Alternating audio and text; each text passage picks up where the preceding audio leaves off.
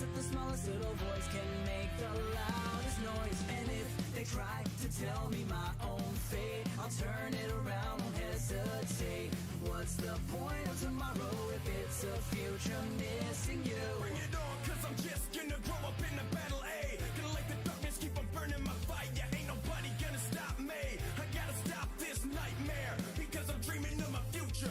Past, future, present is the world that we live in. I ain't scared of my past, because tomorrow keeps approaching fast and screaming out from my pride. I need you to wipe away your tears. The time has come to face your fears.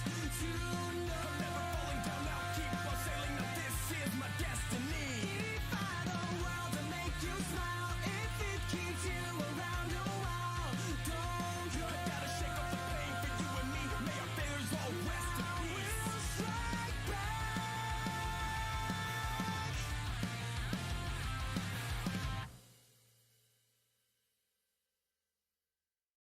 Okay. Good evening, everyone, and welcome to the CCS Season 1 Summer Split Week 1. We have ourselves CB Rush versus Dorado Gaming Omega, and we are getting ready for this game. I am your play-by-play redacted, joined by my wonderful color caster, Oshi. Oshi, how you doing tonight? I'm alive and well. It's wonderful to be back. I'm super excited for to open things up. Right, week one, first time around. This one, it's going to be killer. And you know what? The teams that we have coming with us, they're going to bring energy. They've already been going at each other in the chat for well over 48 hours at this point. So let's see what they can pull out of the hat.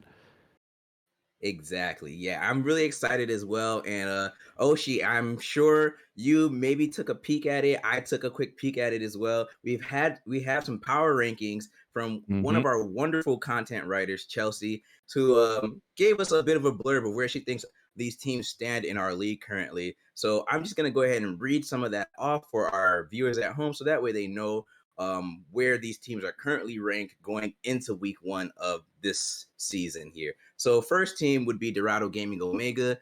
They are in the tier 1 tier, which is championship likely. Chelsea rates them at number 3 right now. And basically she just said, if she had to choose a team to bet some money on to win plat this split, it would also be Dorado Gaming Omega.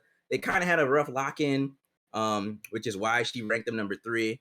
But she just believes that they can beat every other team below them in a best of 5 at their current state. And given that they haven't had much practice, she still doesn't think they're at the level they could be right now, but she still has a lot of faith in them. So, they're ranked number 3. And then our other team, which is technically our home team on the blue side, CB Rush, they're ranked number 8 currently. She thinks, CB Rush is a little bit of a confusing mess. Rutledge has gone through a lot of leagues and won them. Like Rutledge, I would say, is the face of this team. Yeah. So yeah, even though he's role swapped to mid, he's still been really successful, recently winning BOL and making it to the semifinals of Amateur Worlds. So with pickups from our homegrown ADC Glafortial, not Glacial, Glafortial. Yeah, it's Glafortial. They're looking to hopefully climb up in the power rankings and make a deep playoff runs in our Plat League here. So we'll see how it goes. Yeah, this battle really comes down to which team can kind of come together as a cohesive unit. We've got tons of talent on both sides going on here.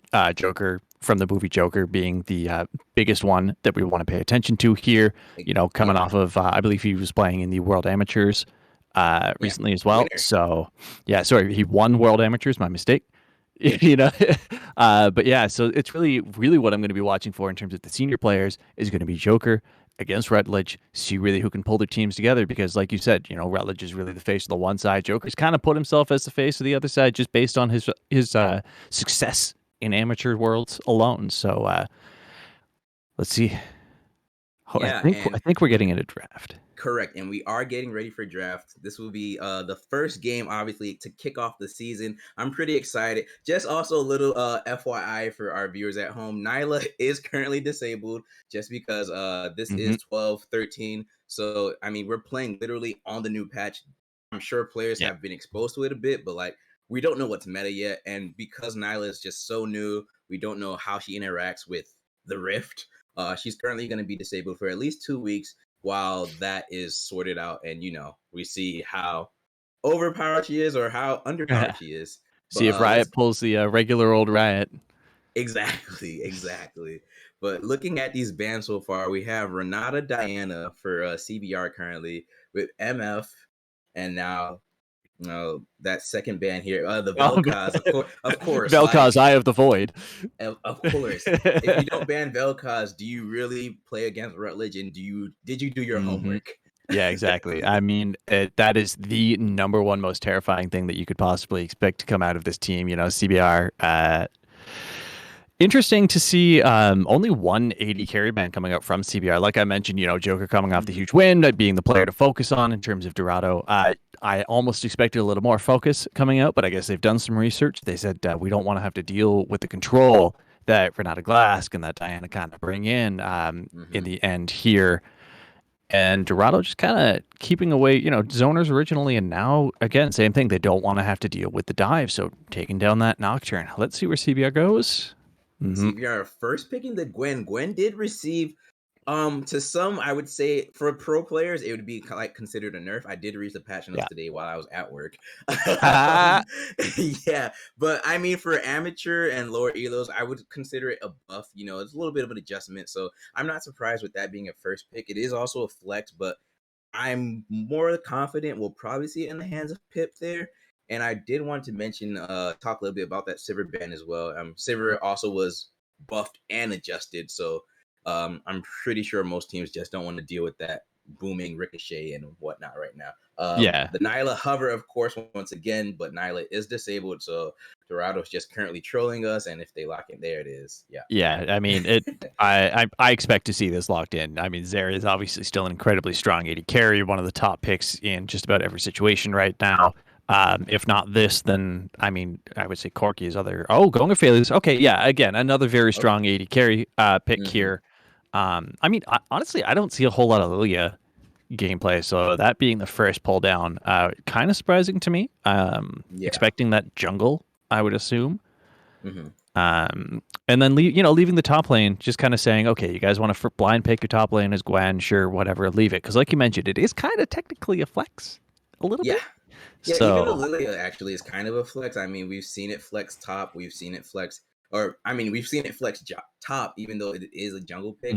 So I'm a little bit curious, but we'll see, because you never know. Like, you never know with Dorado. They're a bag full of tricks. As Glaforce is really piloting that Twitch there, so not surprised. He's been playing a lot of Twitch recently, or at least I've heard, and Twitch has also risen in the meta. Typically we see him as a counter to Zeri. I don't really know how he plays much into Aphelios here, but I mean, it'll be a very interesting pick.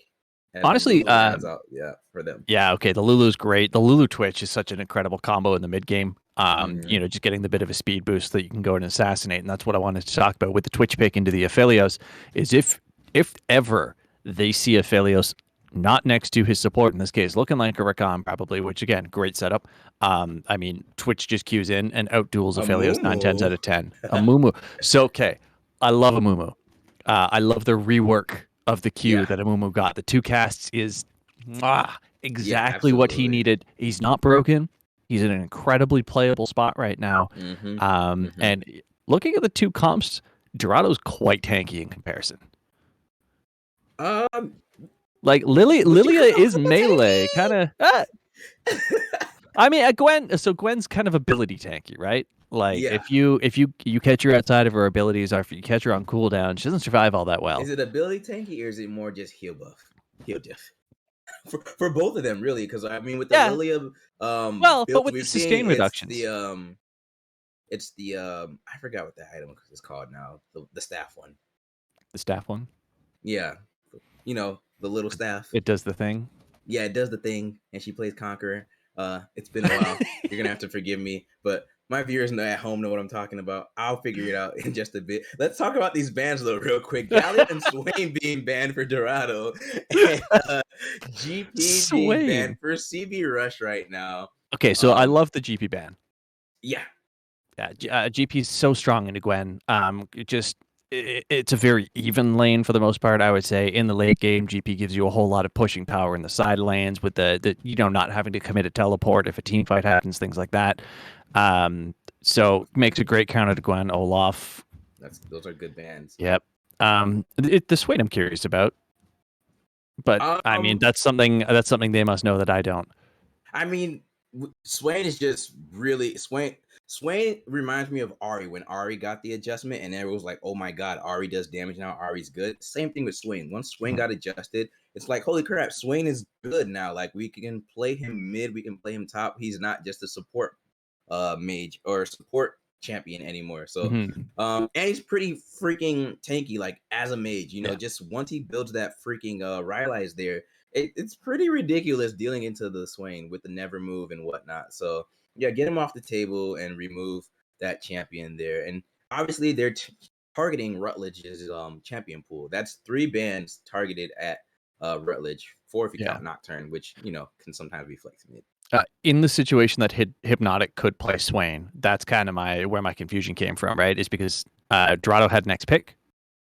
So they altogether could have not banned it themselves and picked it up. Makes for a great counter into Gwen top lane even. And you've got the range, you've got some sustain, you've got some CC. You can just kind of figure it out yourself pretty easily from there. But instead, we see the Victor Lux looking like our mid lane battle.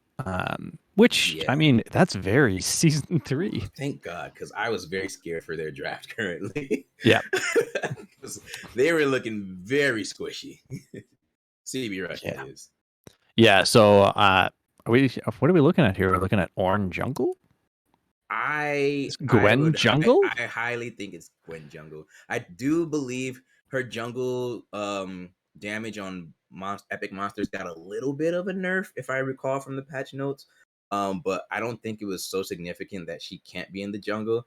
Ornn Jungle just does not sound like a good idea to me. I mean, it's going to be really slow, and that just screams like we're trying. I mean, regardless when you play Ornn, you're going to go for a longer game, but that doesn't sound like a good idea to me. As Dorado round out their last pick with the Trundle here. Yeah. So again, very interesting situation of who is going where. I'm taking a look at this. You got to think it's what, a Mumu support? Yeah, definitely. Right? It's a Mumu support. Yeah. Trundle top into Gwen, or Trundle jungle and Lilia top. I believe Mooch is going to be piloting the Trundle. Oh, wait. You're right. Where does the Lilia go? Yeah. Yeah. Okay, so actually, I think it's Lilia. I think they're it's both Trundle good top. into Ornn, though, right? They're both good into Ornn. Exactly. So, first off, either way, regardless of who's going where, Dorado played this draft flawlessly after the Gwen first pick, right? CBR said, all right, we're going to pick Gwen first. We don't mind blind picking it. It's flex. It's cool. Dorado said, yeah, it's a flex. Well, wait.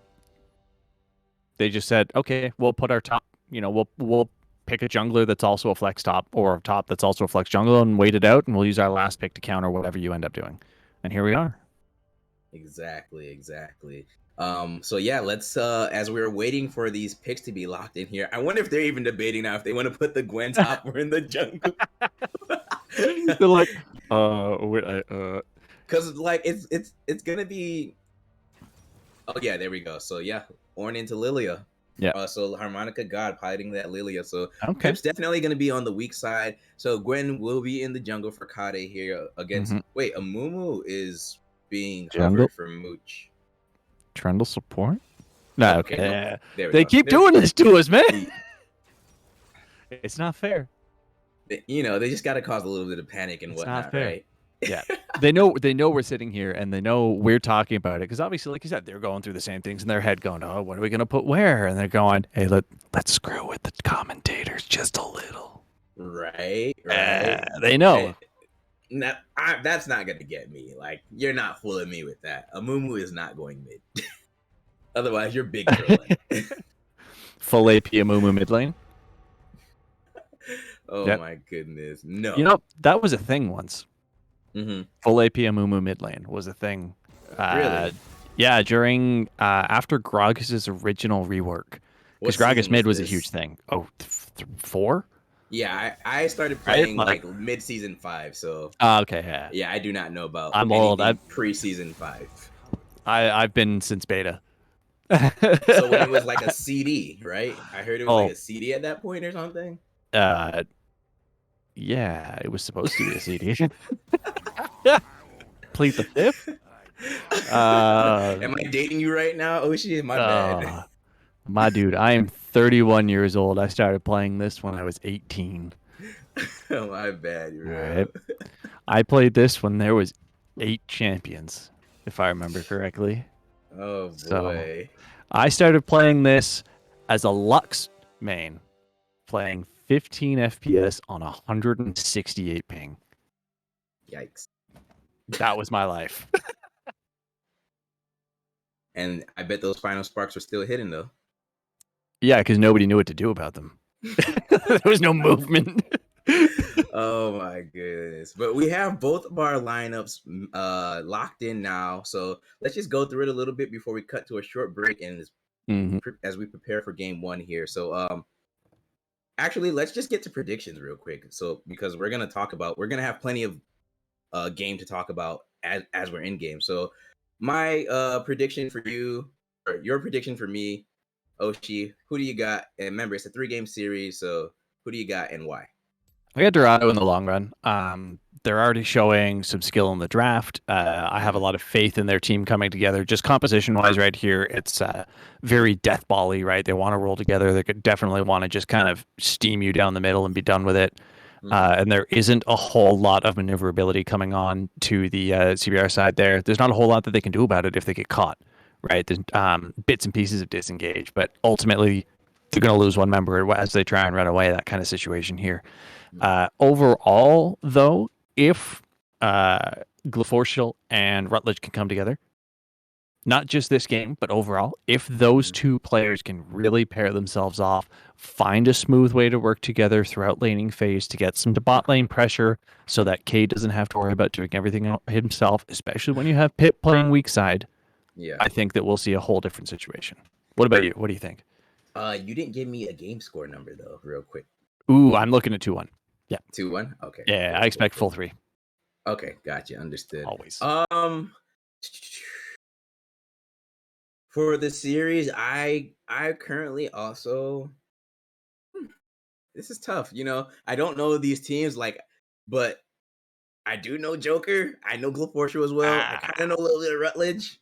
Haven't seen. I remember back in the Victorious days, but Joker is pretty good, and he did play really well. I mean, he's been playing consistently throughout the entire year now at this point, or this entire season. So I will also give it to Dorado. I think it'll be a 2-1 series as well.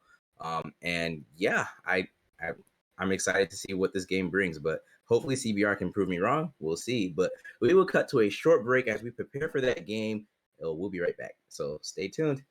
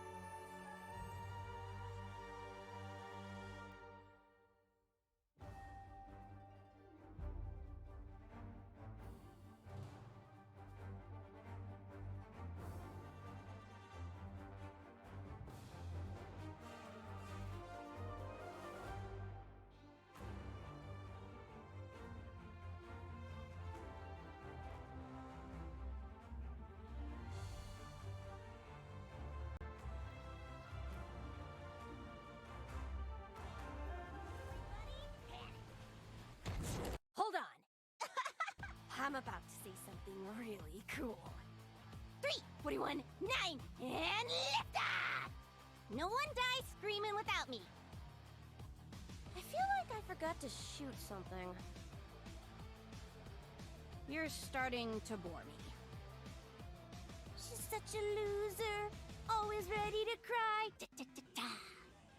Aw, come on. What's the worst that could happen?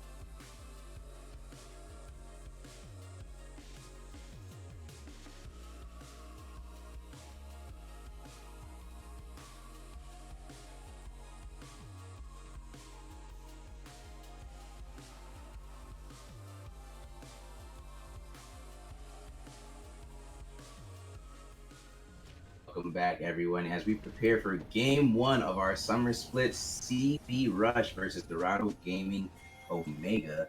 And it looks like both of our teams here are just giving us our standard five-man lineup or five-squad lineup, by the river.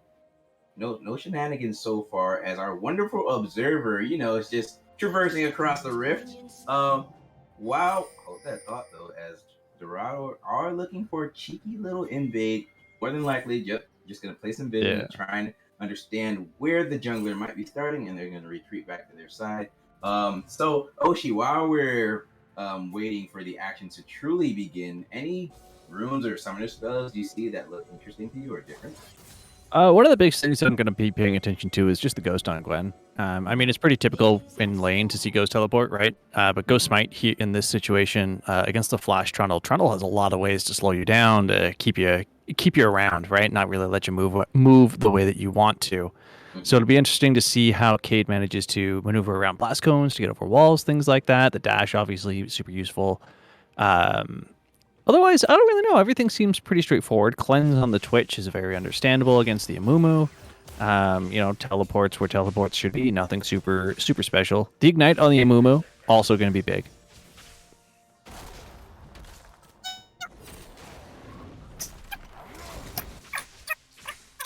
Your mic has gone to heck. We've got some technical difficulties going on with Redacted right now.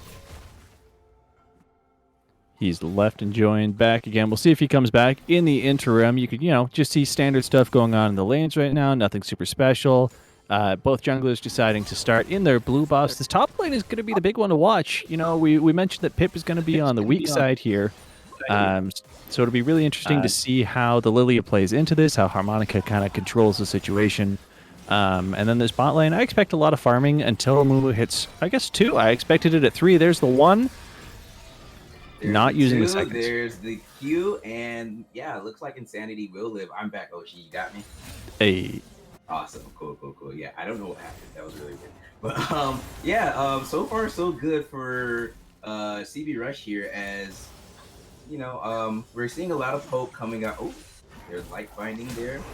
Will land. Pip will have to be really careful. I mean, as Muchi is flash forward on Kade here, first blood for the Trundle. Hoshi's here. He will land the root onto Insanity, as Floral is trying to fight back, but they will take out Insanity as well. And that's 2 quick kills for Dorado on the board here with the thumbs up emote. And that is you asked me about summoner spells, I mentioned them, and we watched it all play out. That is the Ghost for Gwen doing absolutely nothing, getting flashed on by Mooch, and then we saw it immediately afterwards as well with the Ignite coming through. In this top lane, we've got Harmonica Pip just kind of going.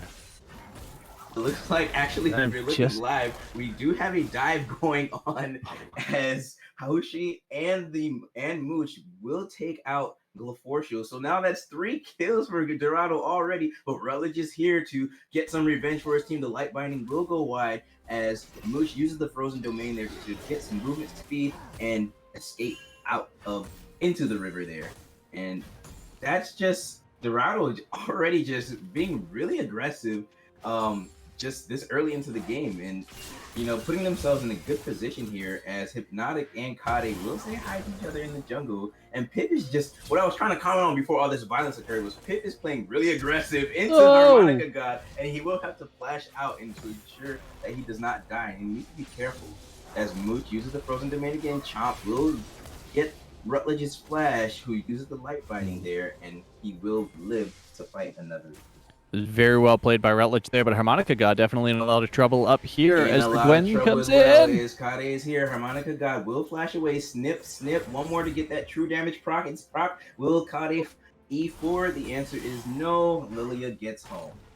Yeah, the slow just a little too prevalent. No ghost, no boots. There are boots. My mistake. No ghost, but nonetheless, no further movement abilities for Cade in that situation. And now we're back bot, and it looks like they're probably going to be... Okay, definitely expected a bandage toss coming out right there. Yeah, and I just realized I was calling Cade Kade.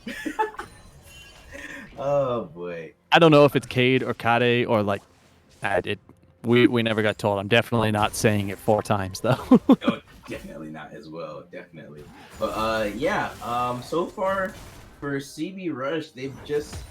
I don't even want to say they played bad. It's just that Dorado played really aggressive, and they were able to capitalize a little bit on some of their mistakes. So they need to be a bit aware. They're not too much in a hole just yet, but they need to look for some type of proactive play or a pick at some point to try and ensure that this gold does not snowball out of hand. Looks like we're going to have another tower dive set up in the top lane right here. I mean, with the amount of damage and the hard pushing that Harmonica keeps pulling out, there's no reason for them to not look for this. Mooch showing himself early, just letting Pip know what's coming.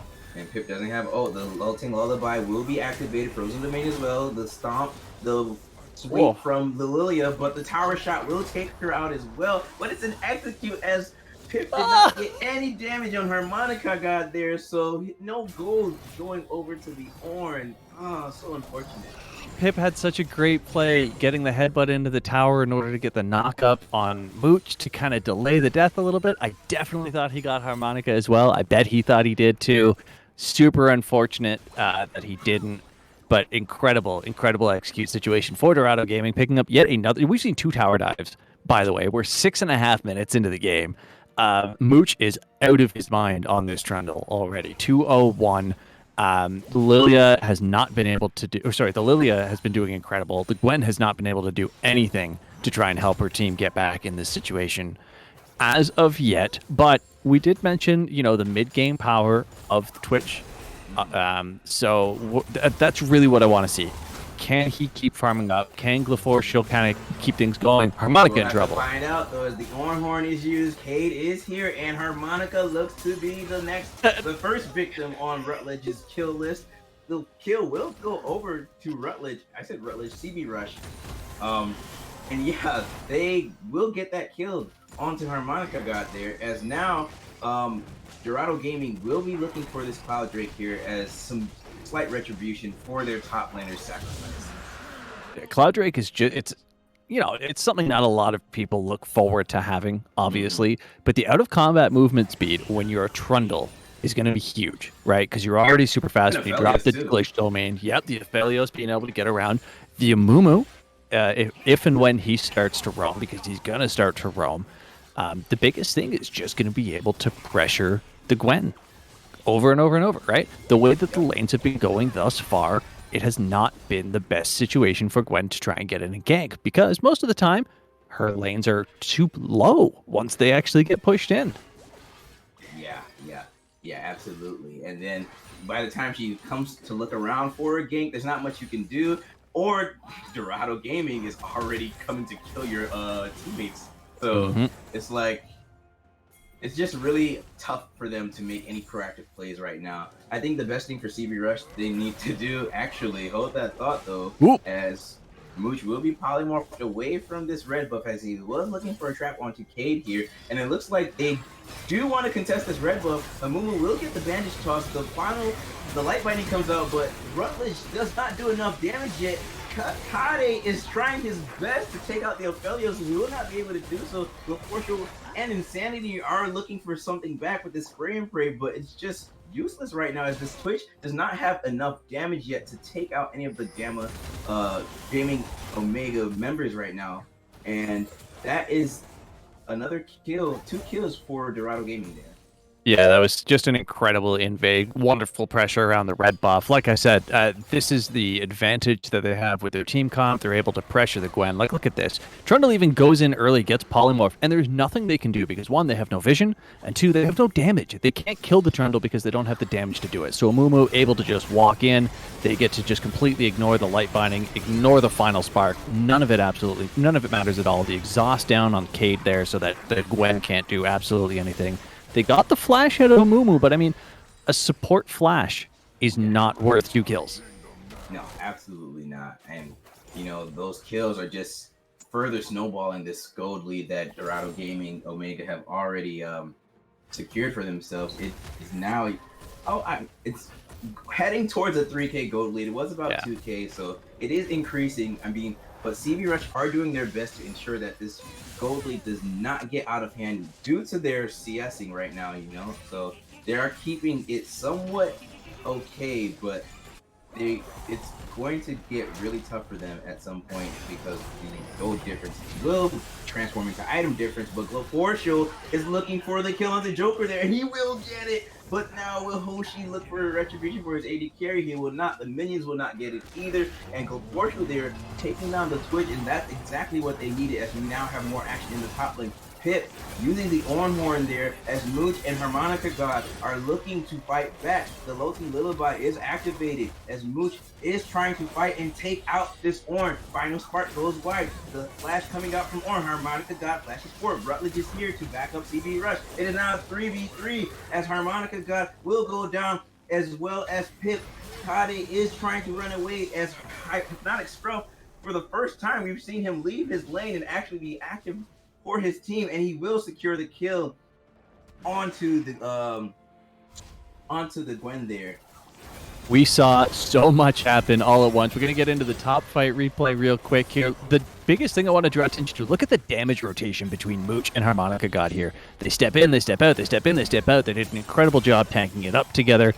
Unfortunate that Rutledge got the rotation a little quicker than Hypnotic Scruff. It definitely could have resulted in 4 kills instead of just the 2.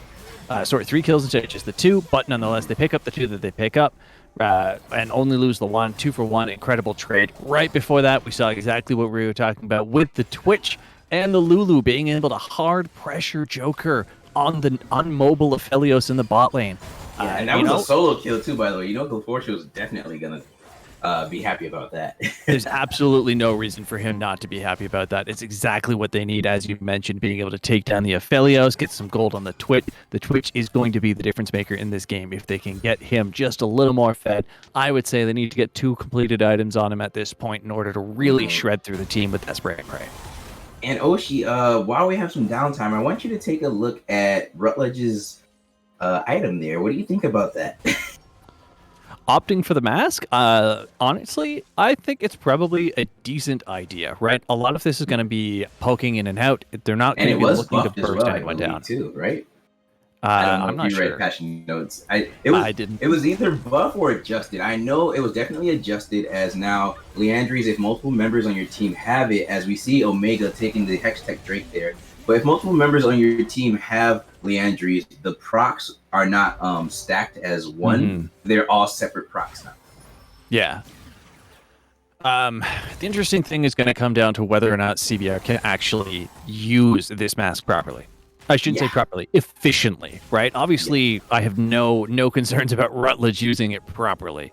It's whether or not they can use it truly efficiently in being able to poke and harass and just kind of disengage repetitively before taking a full fight against Dorado Gaming Omega. That's really what they have to do, because we mentioned just how tanky Dorado Gaming is going to end up being, right? With the Trundle and the Amumu is going to be huge.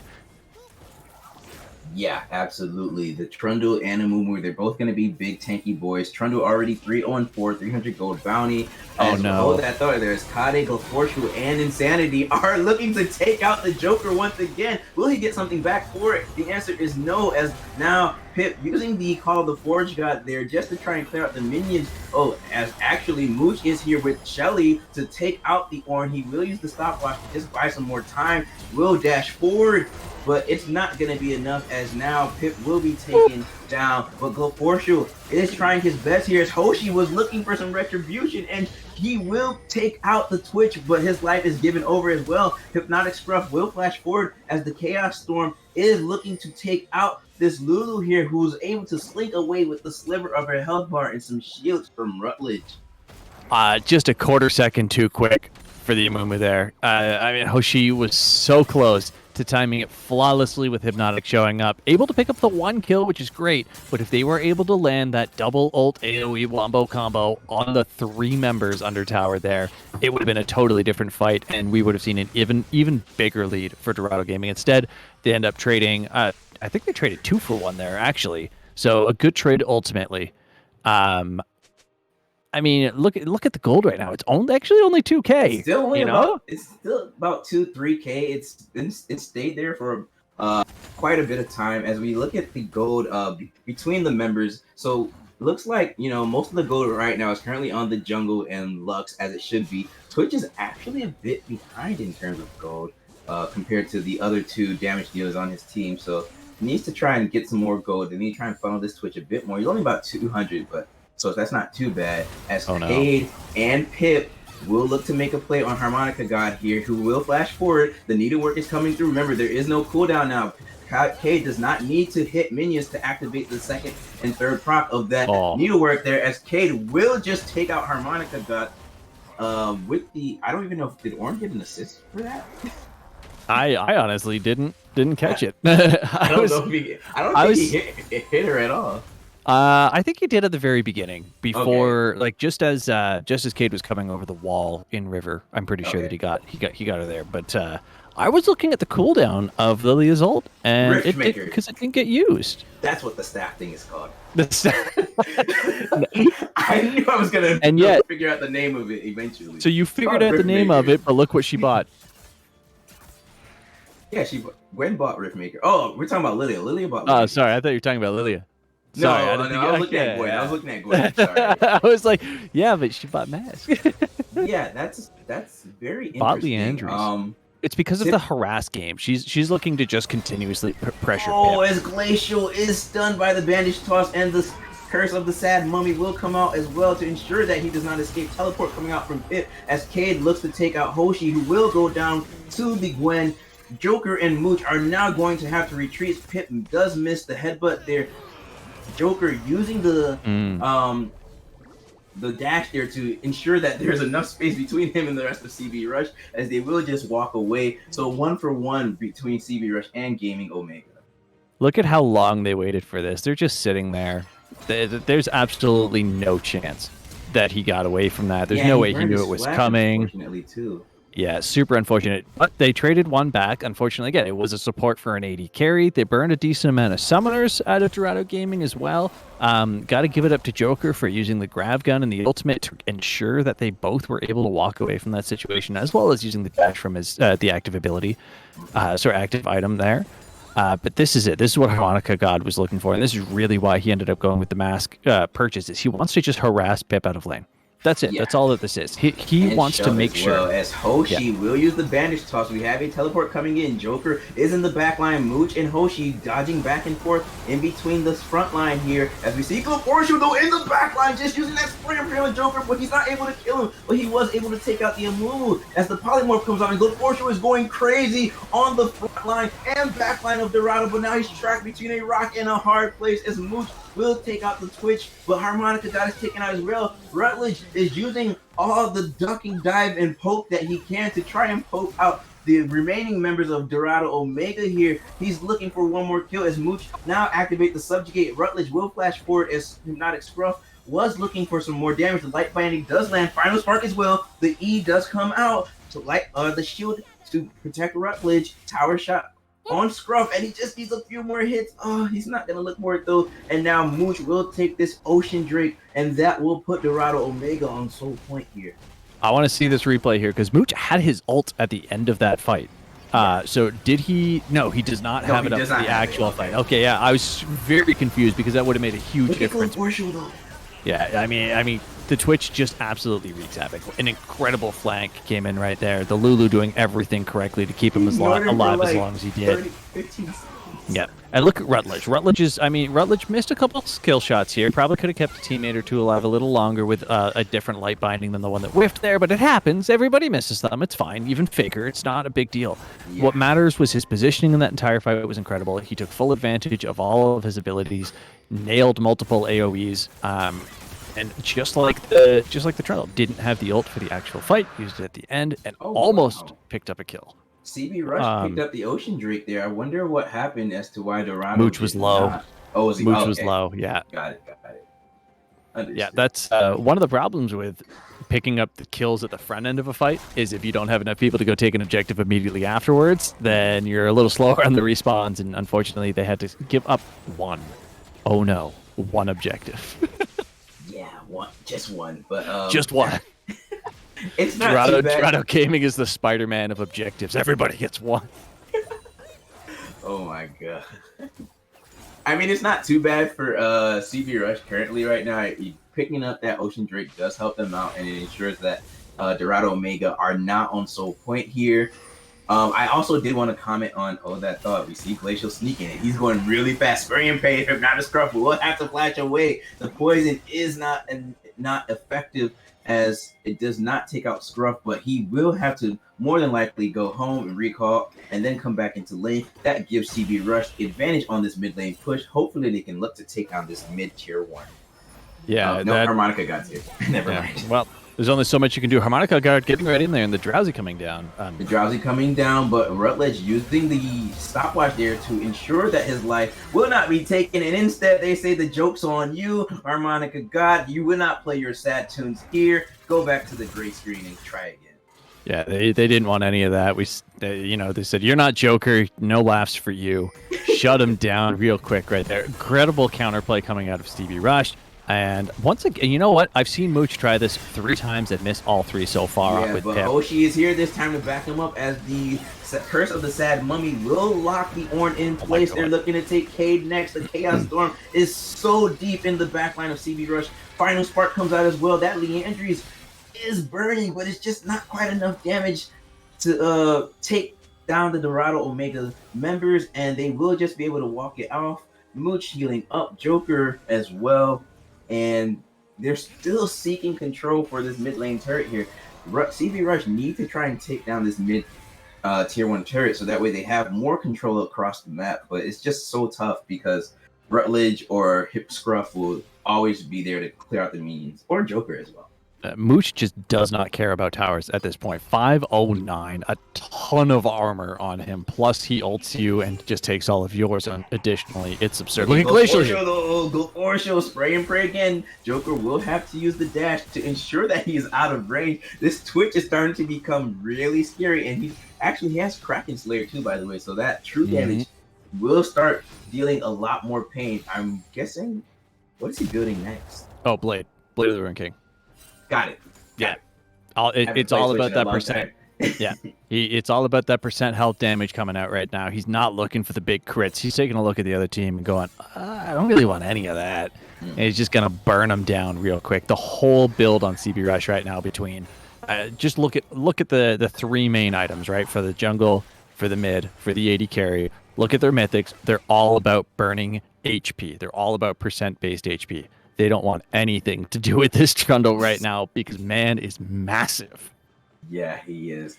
5-0-9, like you said, 500 gold bounty. The gold difference between the teams, though, is it's about 5K now at this point, give or take. So it has increased, but it doesn't feel like it so much, Oshi.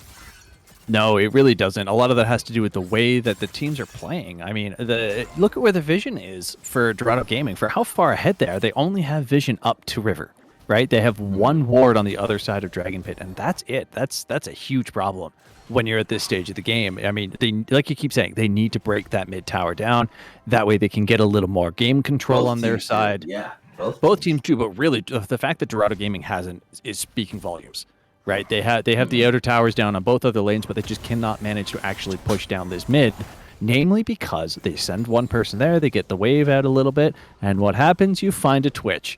You know, there's always that little rat there just to make everything a little bit harder. And if there isn't, you've got a 4-stack standing under the tower. What are you supposed to do? Yeah, and now the Ocean Drake will be spawning in about 25 seconds here. Ornn, Twitch, Lux, Gwen, they're all going to just get stronger as this game progresses. Ornn is level 14 now, so I think he can start handing out Masterworks. Correct me if I'm wrong, Oshi there. So I would expect him to either give Rutledge or Glefortial the first Masterwork item here. I would definitely be going Glefortial if I were them. Yeah, I mean, the added damage on this Twitch. This Twitch is a nightmare already. You add just a little more onto it, and it's absurdity. And he's doing really good with his positioning, too. I'm sorry I did cut you off there. As you see the Lilty Lullaby, Hoshi does get a backline of CB Rush, and now the rest of Dorado Omega are just rushing forward. But Hoshi and Mooch are trying to take out Pip. Glefortial has already been taken out. Rutledge and Pip are the last members of CB Rush alive. Pip is running for his life. A rock in a hard place will ensure that he goes down. Actually, he's still alive here. Durability patch or just Ocean Drake difference, I don't know. But they were looking for this Ornn. They can't find him. Rutledge lives, but they took out Glacial, and that's all that matters. Ocean Drake will be going over to Dorado Omega. My goodness, what a flank by Hoshi there. I was watching, I was just watching Twitch. Like, I saw Twitch, I was like, his positioning's great, and then boom, that full 5-man ult. He cleansed so late, too. You see that? Well, this is the thing, in that situation, he saw, he's like, oh, I'm kind of far away, maybe I don't really have to, right? Or it was just so dang surprising that he had no clue. But look at the Ornn. How does Pip live this? How does Pip live this? I don't get it. Yeah, you know what, Rutledge's positioning was phenomenal. Again, but here's the thing. Look at the summoners on the side of CB Rush, right? No flash, no cleanse on Glefortial. No flash, no teleport on Rutledge. No ghost on Cade. And then you look at the opposite side. Flash, no flash. Flash, exhaust still there, right? Like the aggressive summoners are still on the side of Dorado Gaming Omega because of that incredible flank that came through, right? Joker got to free fire. He had nothing to be concerned about in that fight. Yep. Yeah, CB Rush, I think they're gonna I'm guaranteeing you they're definitely gonna be a bit more conscious and aware of Hoshi. They're gonna probably start tracking Hoshi a little bit more because they do not want a 5-man stun to come to happen again, essentially. Like they need Twitch to pop off, and they need to ensure that he lives just enough to ensure that he gets this damage done and takes out these Dorado Gaming Omega members. But right now, we are waiting for Dorado Omega here to show us what potentially might be the next move for them. I'm guessing it's preparing for this Baron here and hopefully taking out this mid-tier one, but Rutledge has something to say about that as we see the final spot here.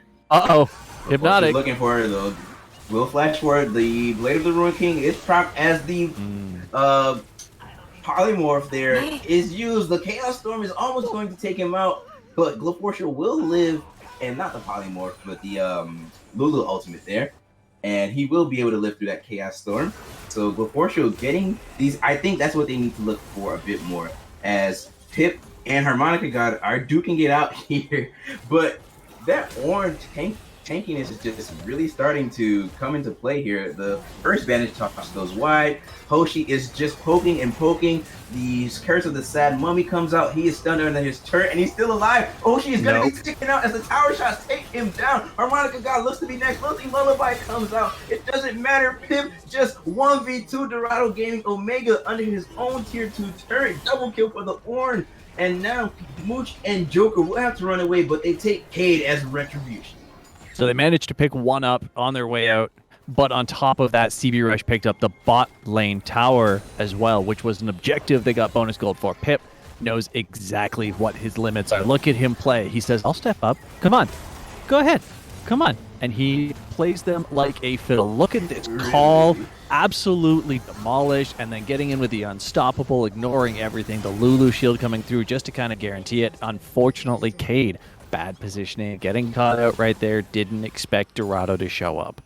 Yeah, at all. And the Lulu shielding there definitely assisted Pip in living a bit longer there as well. But this Orin, I mean, he already has I would say he has the 2 core tanky items. You know, he has his Mythic, he has that Force of Nature there. I'm not entirely sure what he's building next with the. I think it's Is it Randuin's that's coming in after that? It could be Randuin's. I mean, there's not much crit. It's just a Felios. I mean, it's still alive, right? Yeah. Well, and point exactly. It's also going to slow the trundle. IE. Correct. Okay. Yeah. Yeah. Either way, just looking to keep people away. That's really what he's looking for, right? I mean, the active ability, it would be wonderful. Just the AOE shutdown movement speed there as well. Everybody just trying to clear stuff out. Glefortial obviously looking to do Glefortial things. The way that he's been playing is phenomenal. And there are two ornaments on the side of CB Rush now. Cade and Glefortial both having their items upgraded. Rutledge will probably more than likely be next, and then to round it out with Insanity there as Harmonica God takes down the tier 2 turret. Yeah, I mean, at this point, I don't know if... I don't think Pip can 1v1 Harmonica God in terms of being able to kill him, nor do I think he could stop the push, but he could definitely keep him off the tower and would not die. But so far, they're just kind of... You know what? They don't want the Dragon Soul to go. That's the thing that CB Rush is scared of right now. So Dorado calls him out and says, okay, well, Baron, but Dorado fine. is playing them like a fiddle right now. They're doing 2 major objectives at the same time. I mean, sure, okay, Harmonica God didn't get it because Rutledge is coming. As we see Dorado Gaming Omega here, they're just doing the Baron dance. Hoshi does miss the first bandage toss as Rutledge gets the light binding. We are just dancing back and forth as both teams are jockeying for position here. I think CB Rush should definitely push down this tier 1 turret. Now Mooch and Joker are taking down the Baron here. Are they just going to give this Baron without a fight? No, they have tons of time to come over. The answer is no, as now CB Rush are looking for Hoshi. Where's Hoshi? Eyes on the Amumu here, as Harmonica God does have a nice flanking position, but the bowling ball goes wide. He does get the sweep though, as a 4-man sweep comes out, and now the Affiliate Ultimate will burn down the rest of CB Rush, and they are just exploding all over the map. Moosh flashes forward. Hypnotic Scrubs is barely alive though, as Cade is still living. His health bars about halfway through, as Rutledge and Pip are able to take out the rest of Dorado Gaming Omega here. Watch fight. Twitch. Yeah. No. Watch Glafortial here. Look at the damage that comes. Just watch that. You'll see him just start shooting just after the sleep wears off. Look, he's not even slept. He's alive. Here it comes. Free fire. Look at the health bars.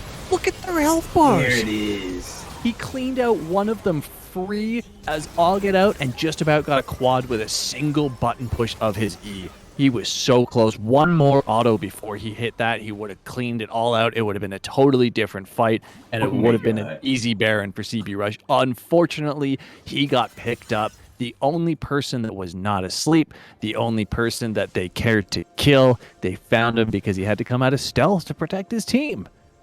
Yeah, but I mean, he did protect his team more than enough. He did his job. He ensured that most of Dorado Gaming Omega went down, or at least their health bars were not substantial enough for them to take down this Baron. So kudos to Glafortial there for putting in that damage and dodging the sleep as well. I don't know if he dodged it or if he was just in a better position and away from his team.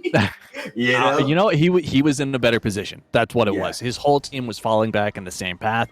They all stepped into the same area that Harmonica God was sitting right next to, and he was up on that little ridge, that little hill that goes up into the enemy red buff area. He was just sitting there because he's invisible, so he can do that. He doesn't have to worry as much.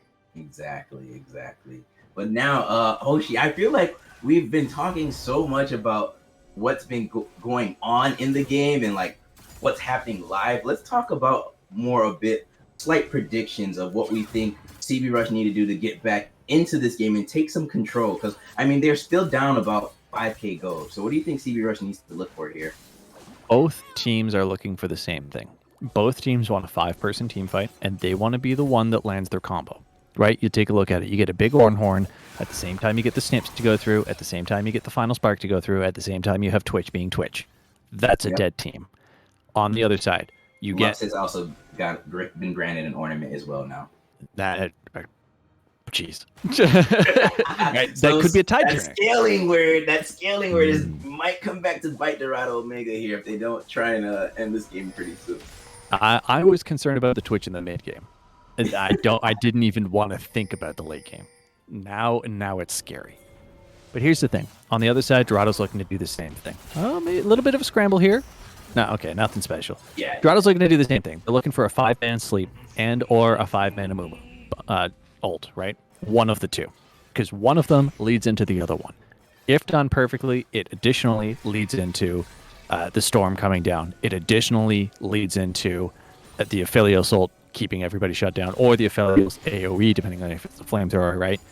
Just Aphelios being able to free fire with whatever gun he has. It really does not matter. And you end up with a dead team, right? Both sides want the same thing. They both have these huge wombo combos. They both have these absolutely massive death ball combos going on right here. The big difference that I see out of this, though, is the disengage from CB Rush, right? Dorado Gaming built this to be a big run-you-down engage comp in the mid-game. They have failed in the mid-game to do that. We are entering the late game at this stage. If not, we are in the late game, depending on who you ask and how they look at it. I would say we're in the late game now. Right? I mean, I know Soul's not on the board yet for either team, but like, if you look at those items, to me, there's 3 items on the Aphelios. There's 3 items on Twitch, 3.5, 4 if you want to count Boot. That's late game Twitch right there. That's late game Aphelios. Exactly, right? So you take a look at it. CB Rush has disengage, right? They have Lulu. Lulu is 3 different types of disengage, 4 types of disengage, essentially. Lux, disengage. Gwen can disengage. Ornn can disengage, right? On the opposite side, Harmonica God can maybe sleep or slow one. Glafortial minding his positioning this time. He has learned from prior mistakes as the Moonlight Vigil and Chaos Storm will force Rutledge into the stasis here. Hoshi will get the bandage toss. Glafortial. And Glafortial are just blasting all over the side of Dorado Omega here. They will flash forward on LaForce here. They're trying to kill this Twitch, and he's doing all he can. He's 1v3 the Dorado Gaming Omega side, and it's not enough. At least Dorado Gaming will get the ace. They take the rest of CB Rush down, and now they'll look to take down this tier 3 turret, possibly the inhibitor and more. Look at this, one by one by one. That's what happens to CB Rush here. They're all saying, we got to get on Joker. We got to get on Joker. We don't want to get away. We got it. They're all so concerned about where to be. Look at LaForce. He's not in the fight. He's not in the fight. Meanwhile, one dead already. As soon as he shows up, look at this. 2 people flash right on top of him. He doesn't get to set up his angles. He doesn't get to do what he wants to do. He's down immediately. He has no opportunity. Incredible gameplay by Dorado Gaming Omega right there. Incredible, and that's going to be it. Dorado Gaming will actually just take game 1 for themselves, giving themselves a 1-0 lead in this series here. GG for Dorado Gaming Omega. And look at that. Just as we had cued it, right in time, Thunder shows up. Just in time, yes. But before I pass the stream back to Thunder, as I was just filling in for him, so I thank you all for joining and allowing me to cast this one game. Oshi, let's talk a little bit about what went wrong for CB Rush and what do we think they need to do or look for in game 2. Honestly, CB Rush, they played the early game as well as they could. They were outclassed at the very start just from draft. The early game was not going to go in their favor. They knew that. They played it decently. They kept up in CS. It's really all they could do. They played the mid game great. We saw a couple of big picks coming out for Twitch. That's exactly what we wanted. Some nice, easy assassinations, well supported with the Lulu. Not a whole lot that you could do about it ultimately in the end. Fine. So it goes. The real problem is after they got caught out twice, right? We saw one huge flank from the Amumu, and then we saw a huge flank come out from I forgot the character's name. The top lane of Lilia. Thank you. Yeah. So we saw the flank come out from Lilia, right? Both of those 4 and 5 man mass CCs, they got concerned, as they should. So they started worrying about their positioning. The problem is they over worried about their positioning. They didn't put themselves in a situation where they could actually capitalize with their characters properly. They were too worried about getting mass CC'd, and ultimately they died one at a time to the individual CC that also came from Dorado Gaming's composition. So really what they need to do, they just need to go back in, play the same game. They need to be a little more aware and maybe even just have a little more CC of their own. All right. Well, that was a great analysis from Oshi, and I got nothing else to say. So we're going to go ahead and cut to a short break. When we come back, we will be in the lobby, of course, preparing for this Game 2 draft of CB Rush versus Dorado Gaming Omega. But you will have Thunder, who is actually supposed to be our caster for tonight on this series. So he will join you and take over. But in the meantime, thank you all, and we'll see you soon. So don't go anywhere. We'll be right back.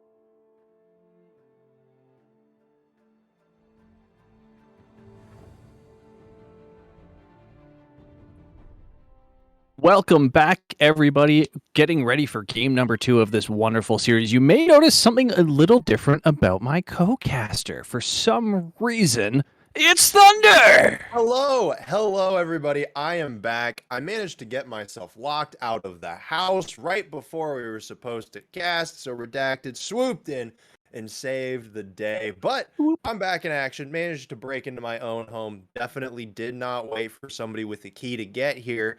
So now I'm excited to be here. Oshi, it's been forever since we were able to cast together. I've been so excited for this, and we are getting into game number 2. I'm also so sad. I'm so sad that I just missed that Lilia Top game. I have been playing so much Lilia Top in solo queue. It's the most fun thing in the world. But Oshi, give me a rundown of that last game. Dorado won it, and it seemed close for a little while, but I mean, that 5-man, clean ace at the end just really sealed the deal. Honestly, it was an incredible incredible battle that really started right where we are right now in the draft. It started off with a blind Gwen pick that CBR kind of said, "Oh, what are we gonna do? Where are we gonna go?" Dorado said, "We don't care," and just they also picked a flex for their top lane and waited, and then they last picked their jungle and said, "Okay." And they went where they went, and off it went. And, Dorado Gaming played their comp perfectly. CBR did as well, in all honesty. The CBR played their comp perfectly. The difference was Dorado had significantly more hard CC. And bans are identical so far. This is exactly the same 3 characters that we saw banned initially last time. Yeah, so far, the Misfortune out, the Vel'Koz out. They do not want to give Rutledge the Eye of the Void. Renata taken out, but there is the Lilia top ban. CB Rush have decided that that's the one that they don't want to bring back. Gosh darn it, why didn't you let it through so I could cast it, CB Rush? Glacial, I know that was you. But, also, Glacial, that's not happening. It's Glacial, all right? I'm sticking to my guns. It's not even Glacial. It's Glacial. There's no A. It's a 4. You have to swallow it. But the Gwen ban. But the Gwen ban taken away as well. They don't want the Gwen potentially B1 pick, I guess. The Nocturne taken away as well. Dorado, it looks like so far they're going with just the same plan that they went with in the previous draft. I mean, it worked. Obviously, they can't pick the exact same thing. No Lilia top. I'm interested to see what gets picked up here, but I'm going to be honest.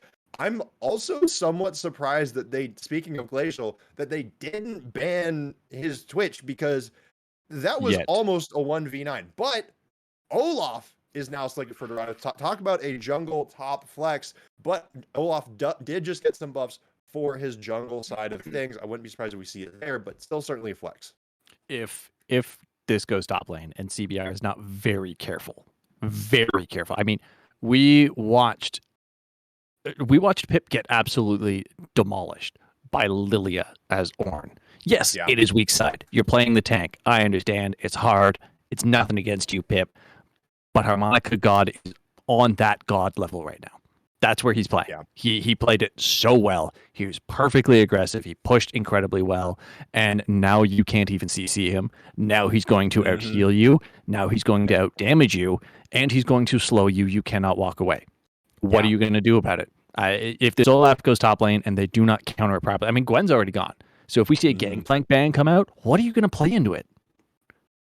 Look, that's the question for you to answer. I don't know. I simply die to it. All right, that's my only solution. So, well, it's because you play Lilia. Yeah, exactly. That's what I'm saying. It's a huntsman and a deer. He might not have a shotgun, but he's just as effective. The Ezreal gets picked up by CB Rush and Dorado. There's no way this Yasuo gets locked in. I'm not believing in it. What I want to see from Dorado is I want a full Church of LS comp, like Seraphine mid laner. I want Senna Soraka bot. I actually wouldn't be mad if we had the Zeri, but I just want to go full scaling, just all chips in on this Olaf. But I wouldn't mind the speedy Zeri pick as well, and gets picked up into the Ezreal.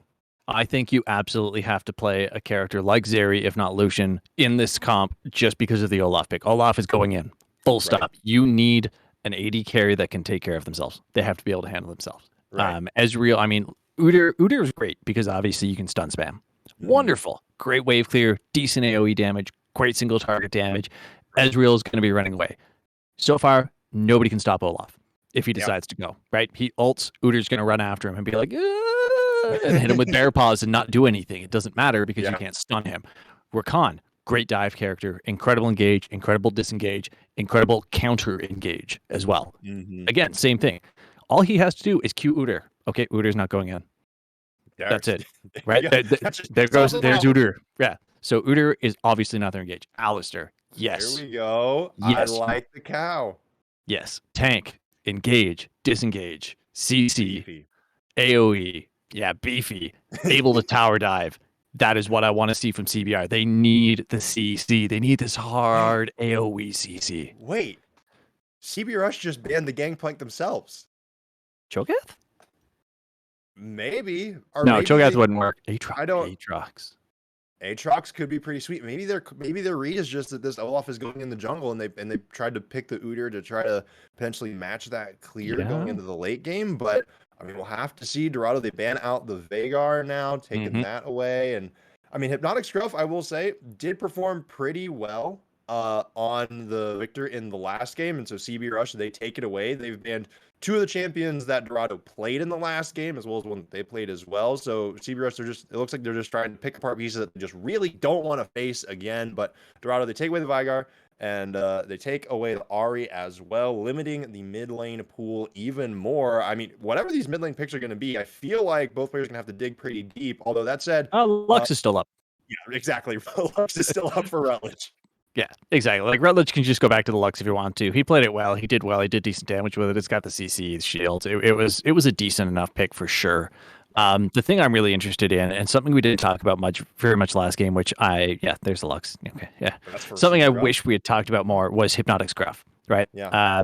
On the Victor, he was a rock. He was so sturdy.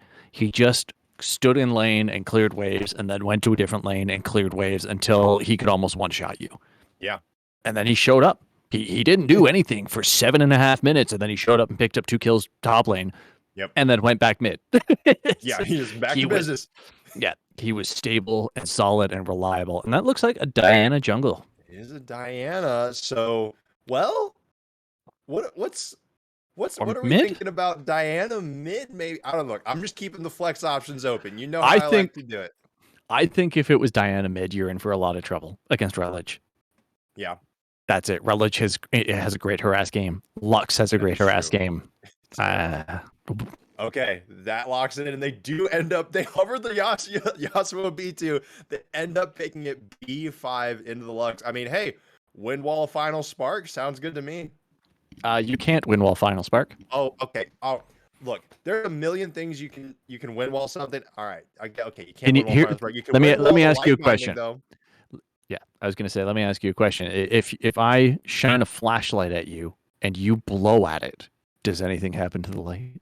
Look, you can wind wall an obscene amount of things that you shouldn't be able to wind wall. Okay, I feel like it's a safer bet to say you can than you can't. Of course, you get it wrong sometimes, but also that's a Kled pick into the Olaf. You know what? Yes, I love it. He can run him down. Sweet. He can run him down. That's it. That's the biggest thing that I'm looking at here. He can, Kled can run down Olaf. That's it. He can spar with him for sure. You know, he's got 2 sets of having to deal with it. He's got a decent enough disengage. So if Olaf blows everything while he's still mounted, he just and hops away with the shotgun. No big deal. Decent enough. He can. The biggest thing is even without his ult, if Olaf ults to run away, he can still keep up. Kled is so fast. Very quick. Yeah, definitely loved the pick. Great flank character. Good engage. Good disengage. Unreliable CC, but big damage. Big damage and great sustain.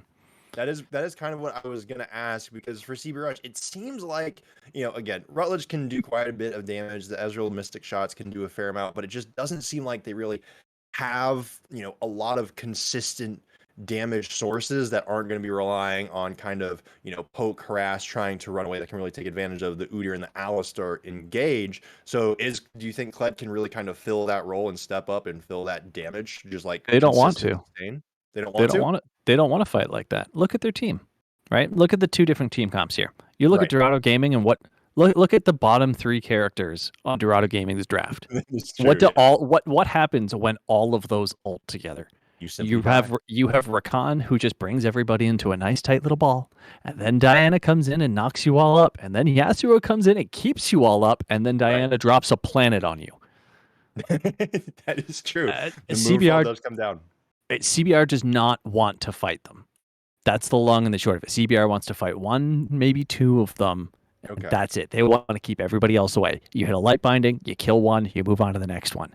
You get a neuter stun, you kill 1, you move on to the next one. That's what they want. They're going to be pushing objectives. They're going to be disengaging. That's what I expect to see, which is why you have an Ezreal who's got decent harass, great tower taking ability. You have a Lux who's got decent harass, and then you've got Kled, Udyr, Alistar who can just stand in front of you forever. Right. So, yeah. I see great disengage. They don't have much engage, but I don't expect them to try and play with it. If they try and play the same way that if they try and play the same game Dorado's drafted to, it's not going to go well. Right. We'll have to see. I'm interested to see how well this disengage is going to work, though, because again, this is a Zeri and an Olaf, who they will just run you down halfway across the map. They don't care. So I'm interested to see how that game of cat and mouse is really going to play out. But I do want to ask, I know Redacted asked, you called it for a 2-1 in the favor of Dorado. How are we feeling in this game number 2 so far with these drafts and after that first game? It is going to come down to how it rolls. If this gets down to the same situation of 4 items complete on just about everybody on both sides, it's a coin toss, man. It really is. We love a burger flip. Yeah, I'm not. You know what? I still think that we could definitely see a 2-1. I definitely think CBR has what it takes to take this game. The biggest things being like Udyr does percent-based damage with his Q, right? So if he goes for the Tiger stance build rather than the usual Phoenix clear, I expect to see the Phoenix clear. But either way, if once he gets to the point where he's got that Tiger stance leveled up, he's going to be able to burn through Olaf decently quickly. Dorado Gaming does not have much tankiness. That is true. It is mostly in that Olaf, and this isn't something where like there's they have Rakan as kind of that supportive champ, but this isn't something where they have like a Lulu or a Karma backing him up to provide some heals or some speed boost or some shields. So it's gonna be a little bit on his own. He'll have some dive buddies, but that'll be about it. But we are getting these last pieces of the draft locked down and set up, but everything is pretty much as expected, so nothing too crazy, just to make sure that this wasn't a weird Kled mid or something. No, we're good. All right, so as these last few bits are getting locked up, we are going to take a brief delay going into our spectator break. Don't go anywhere. We are going to be getting, the Nyla hover from Joker. He's living up to his name, all right? Now, I will say, the new theme music in the lobby for Nyla, absolutely love that. I've been jamming to it the entire time that I've had the client booted up, but we will be back in just a couple of minutes. Don't go anywhere.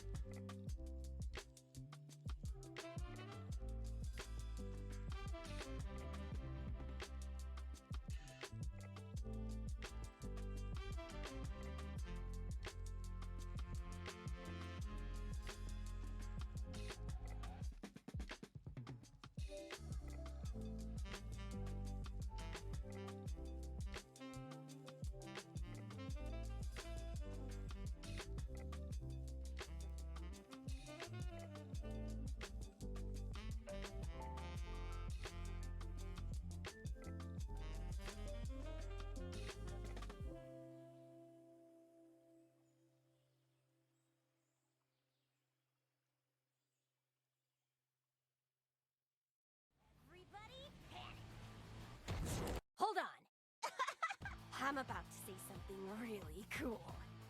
3, 41, 9, and liftoff! No one dies screaming without me. I feel like I forgot to shoot something. You're starting to bore me. She's such a loser, always ready to cry. Aw, come on. What's the worst that could happen?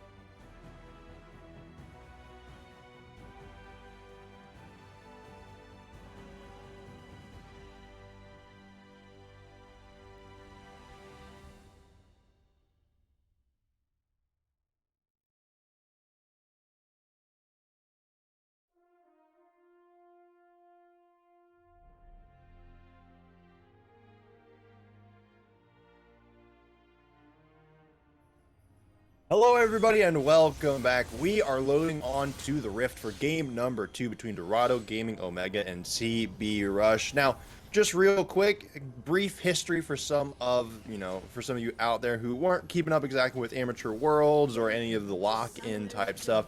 CB Rush did pretty well in lock-in. They were also a World semifinalist. They were taken down by Dorado Gaming Zeta, which Joker was also on. Now, Dorado Gaming Zeta, they are in our Diamond League, and they got to the grand finals in our Diamond League before their mid laner had to run library to library to library to actually be able to play the game.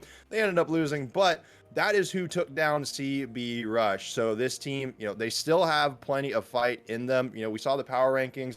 Dorado, Dorado Gaming Omega, they were ranked pretty highly, but we cannot count CB Rush down or out yet. They are absolutely a team you do not want to mess with. They made it to Worlds and they made it out of groups. They have the potential to still do well in this Wednesday league. Yeah, you definitely have to have some faith. We talked a lot last game and even before about Rutledge and the history that he has with all of this. We obviously saw Glafforshel doing incredible work last game on the Twitch. definitely show that he is deserving of everything that you have. Well, that is a Tiger Stance Udyr coming in right away. Okay, we are not looking at a Phoenix clear immediately. I love it, Cade. That's what I was talking about. I want it. That percent damage, the attack speed steroid, all of it. Bring it. Give me it. I love it. You definitely don't need it with the easy jungle that you've got going right now. Picking up the 2 camps at once and Mooch looking kind of similar. It's obviously a much slower clear for the Diana. Right. Gonna end up being a little safer. The shield's a little bigger, I believe. Either way, this is the lane I'm curious about. Is the spot lane. Right. I mean, right now, it looks pretty calm, but this is something that can get explosive. Right as I say it, of course, Hoshi wants to go in. Was ever so aggressive in the last game with some key engages, but right now, Glefortial, and I need to stop saying Glefortial. It's Glefortial. Swallow it. Swallow the L. Swallow the L. Glefortial. We can't say that on air too many times or we're going to get reported. But Glefortial and Insanity, they get knocked up. Glacial does have to flash to get out of there, but that is still a lot of damage on the Hoshi. Meanwhile, the mid laners are scrapping. Rutledge down to half HP, but that's a flash forced out of Glacial early. Pip might get knocked off his horse. No, he's fine for now.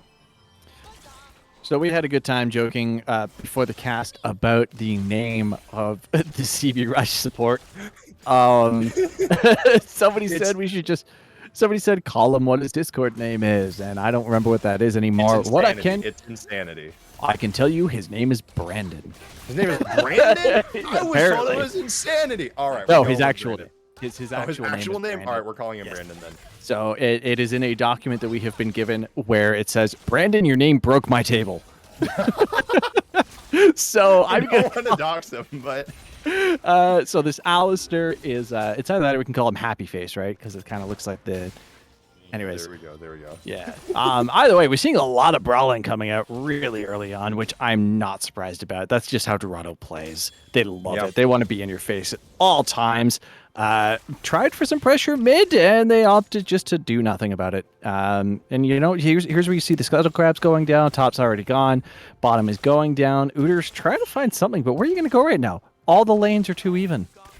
Yeah, and Hypnotic Chef is not overextending, not really getting anywhere too exciting. Hoshi is trying to, hide in a brush down here, but hold on, it's Hypnotic Chef wasn't overextending, but the wind wall goes up, is absolutely not doing anything to block an Udyr, but Cade might have gone a little bit too far themselves. Mooch was right around the corner. They're trading. This might be a 1-for-1, but Hoshi has arrived. Mooch just barely managed to get out of there, as does Rutledge with the flash. Cade is the only one that falls in that exchange. Rutledge has the fingers of a cheetah. I swear. Hoshi came in and he hit a flash dash to ally, gone for the knockup. It was the fastest movement I've seen out of a support player in a very long time. First off, as a support main, I get it. But, oh my god, Hoshi. This man, keep going. Continue. This man is a bullet. He's a bullet. Either way, as soon as his dash came out for the knockup, Rutledge got the flash away.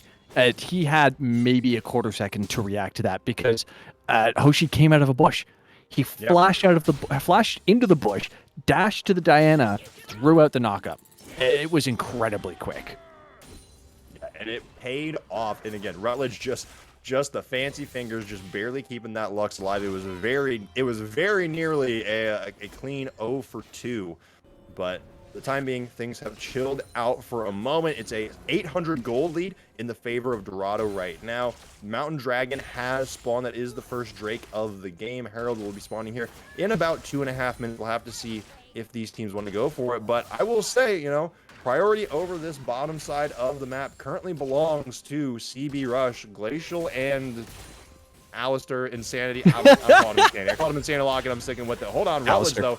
Does not have the flash. Might be getting caught out. Here the root comes through. Mooch wants to go in, though. Takes a couple of turret shots for it, but finally gets a kill on the no flash Lux.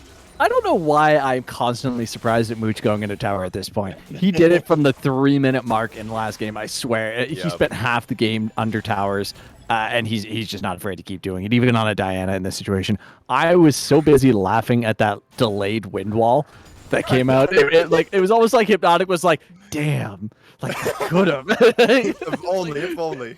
He's like, I know what I did wrong. I'm sorry. It's right. But in the end, Mooch said, I'm not giving up. Oh, I got another dash on Diana. I don't have to be 6 anymore. I could just do it normally. Indeed, and Hoshi goes in again. The arcane shift out of Glacial avoids the knock-up. Mooch trying to make more action happen on the bottom side of the map, but bails out the bot lane for the time being, pings the Drake. Joker's going to be left to clear the wave, while it looks like Mooch and Hoshiyumi are going to take away the dragon. Pip thinking about going a little bit on Harmonica God, but Scarl is about to go running into the bushes once again. Pip needs to be careful, but does have the shotgun to get out of there if needed. Yeah, ultimately Harmonica God really couldn't fight that too much longer. There was just too many minions. Huge engage from the Alistair right there, getting the headbutt knock-up combo. Unfortunately for him, Hoshi was not too far away. No, and Joker is pellet gun firing onto Glacial. My Valorant terminology is leaking in over here. I need to stop it, but Joker, I mean, Zeri is, even with that stun, the Zeri dash is just so hard to deal with. She is so slippery, just as slippery as this Ezreal. Yeah, and you know what? You mentioned pre-firing being... Mooch was just standing there, and there was a ward there. I mean, it might work out, but the headbutt sends him underneath the turret. He only had a little bit of HP left. Joker now is getting hit with a ton of damage, and the minions take down the kill. That's a double kill for Glacial, and Sandy is the only one to fall. Pip now, he is horseless, but Harmonica got it. Pip, they take each other down in a blaze of glory, but the kills are evened up. And as expected, Hoshi ended up dying in the bot as well. The fact that the top traded the way that it did is absolutely baffling. The biggest thing to pay attention to is the fact that Ignite went away for Pip there, and now we've got this mid lane, and it looks like Hypnotic is just going to be burned out. Does go for the ultimate, dashes through the wave, is trying to run away, but it's hard to run from an Udyr, and finally Cade gets the kill. That's a total of 4 kills now for the side of CB Rush. They are starting to rack these up. They have 3 even the gold. That is 5 kills for CB Rush at this point in time. That is true. That is true. Yeah. Everyone has died once in this game except for Glacial. Yep, which is exactly what you want out of your AD carry, and exactly what we grew to see in that last game as well. He was incredibly reliable. One level difference going on for the supports here, but take a look at just overall, take a look at the levels for bot lane here. CBR is just a full level up on both accounts. Top lane, CS, okay. I was going to mention the CS difference to top lane. Harmonica has brought that back significantly. Now he's just looking to brawl out. Yeah, oh, hold on. They're doing the exact same thing again. The Iron Spark Whip comes through, except this time there is a turret to help Pip out. Pretty big undertone. The top laners are at about even HP again. Whoever gets up to this top lane first could make a kill happen, but for the time being, it looks like Harmonica God is getting that wave pushed in. Oh, no. But if you see it, the Mad Cow is on the way. A single headbutt is all this might take. Harmonica does have ultimate up. How did he? What happened? Okay, it looks like everybody just walked away. All right, so for those of you who are unaware, we are using the auto observer that comes with the League client, which is quiet. Yeah. Sometimes it hops around a little bit. It wants to catch all of the action, and sometimes it catches none. That's the problem that we deal with every now and then, which is why we have no idea why that fight didn't happen. But, you know, they just casually, like ships in the night, they just walk past each other, and now, you know, bot laners are going at it. I will say, Joker has a pretty significant CS lead for the moment, and, you know, the health lead, they pretty much even health, but, I mean, for this Zeri, you know, if, you know, she's down a kill at the moment, but if she can keep up out farming, she should be pretty much even in gold when the important item spikes come in. Yeah, it ultimately is going to be a very Zeri heavy mid game. I mean, obviously Ezreal, once he starts to pick up the items, well, I don't want to say will match Zeri in power, but definitely does a good enough job in terms of overall damage output. But in the early game, oh, that is the ultimate committed. The supports are fighting in the back line, but hold on, Cade is on the way. Hoshi dashes over to Joker to try to get out safely, provide some additional shields. The exhaust comes down, the true shot barrage whiffs. It looks like everybody's just going to be disengaging for the time being, with Joker at half HP and Glacial at about 33%. Once again, I got to give it to Hoshi for just knowing characters and cooldowns. He said, okay, you're going to dash, and then I'll use my dash to you, just to make sure that he got a little bit of distance. That is the headbutt used, and again, these shields from Hoshi are so good. The flash with the quickness does not quite connect, and Glacial has to use the flash as well to get out of there. That's another summoner burn from Glacial, leaving this Ezreal just that wee bit more vulnerable. I gotta tell you what, games like this are incredible to watch, but when you're sitting here trying to break down what's happening and the two teams won't stop swinging, it's just, It makes your job hard, man. it's like, I want to compliment you guys. Stand still for a second. Just stop. Just chill. Come on, let me be nice, please. I swear I can do it. Oh my goodness. But I mean, they're just, it's exactly the same. They don't, both these teams, they are playing so aggressive. And I will say, I think that this isn't just signs of life from CB Rose. This is signs of real vitality. They lost the last game. It was close. Sometimes teams just mental boom after that. They haven't boomed at all, it seems. They are here and they are ready to play. Oh, I dare say the opposite of just here.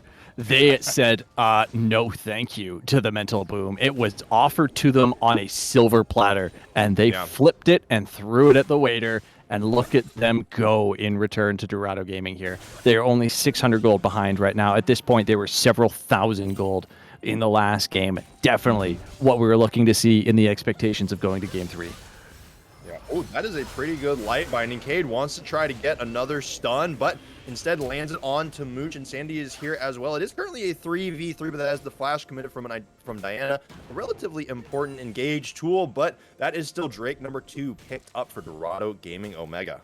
I have to say right here, the biggest thing to watch in the next bit, obviously that just went down.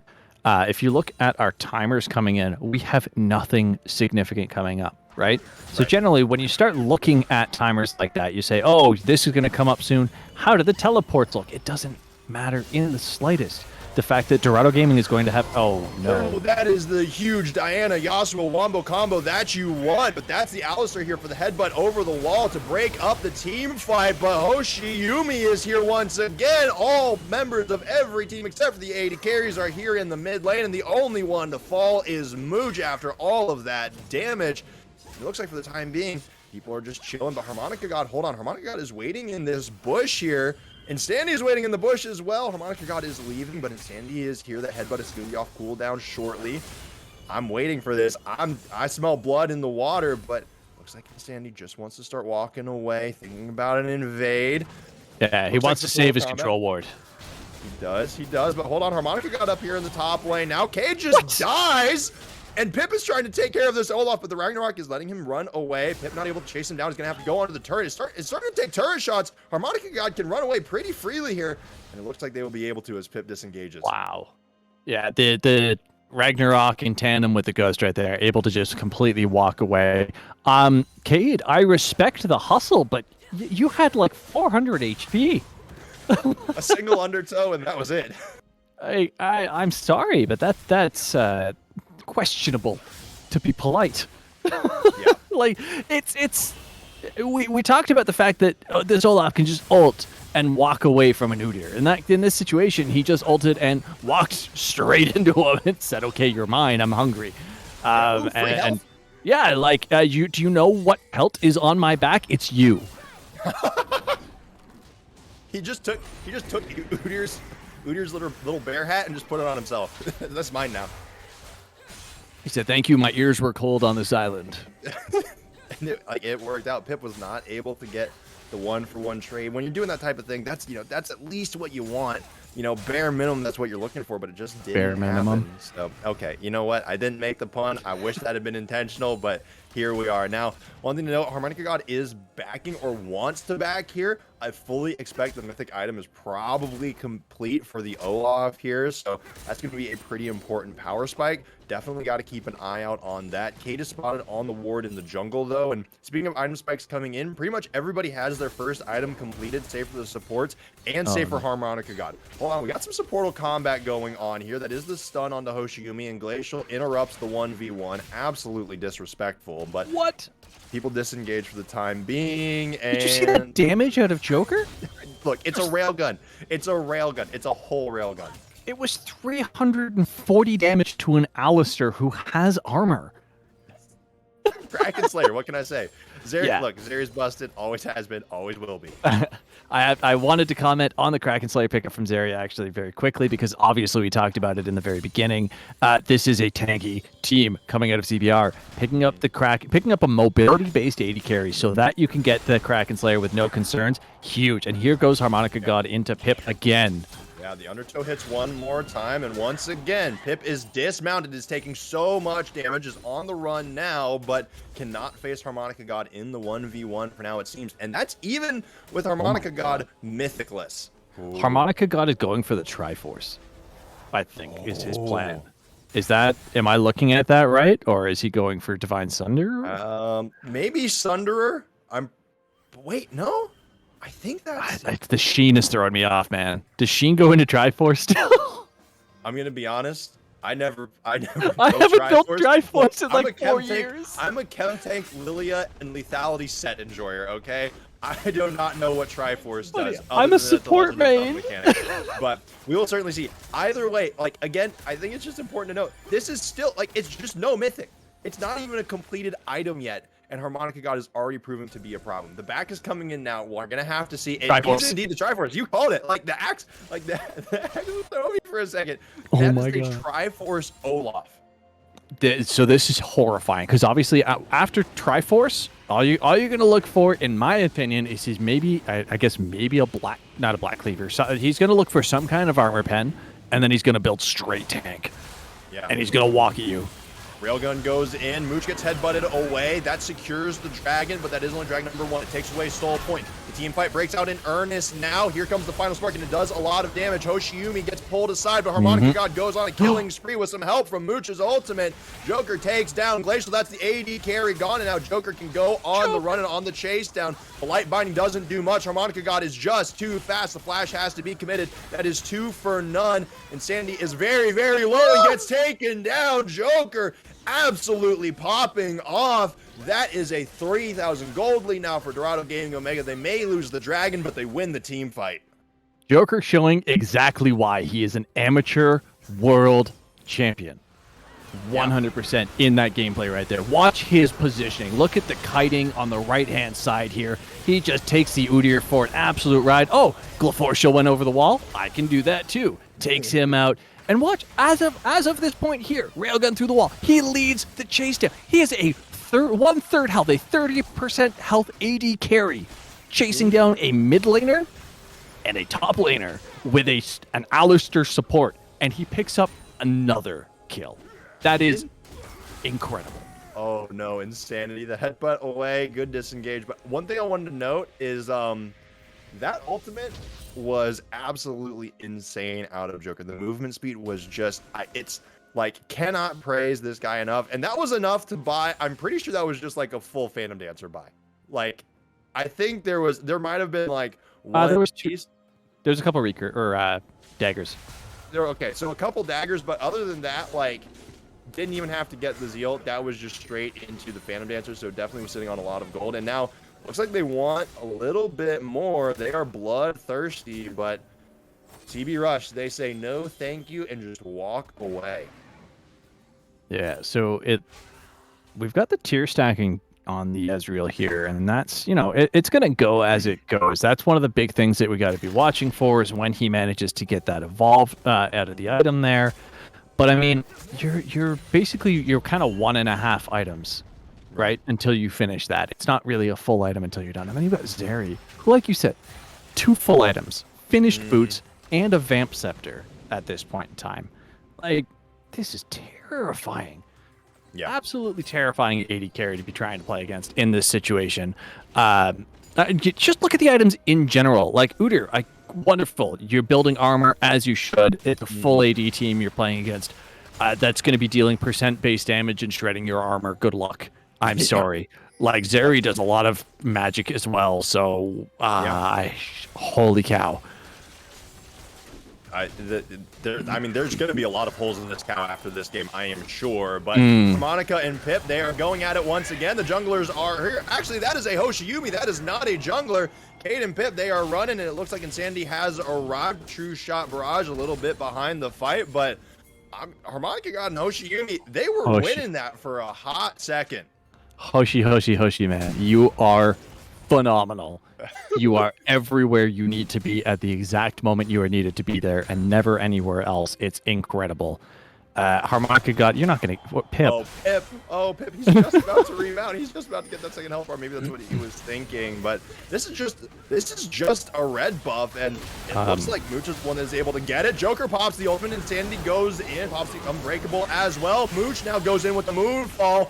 Holy cow, that was a lot of damage, but this time it wasn't into the beef, but that doesn't matter. Joker gets a double kill. Pretty sure that was a triple kill. Cade is weak. The light binding comes in to lock down 2 of them, and Joker again now gets 3 more kills and puts CB Rush down to 2 members only. That is a very low Udyr, but they no longer have their jungle. That might just stave them off the Baron.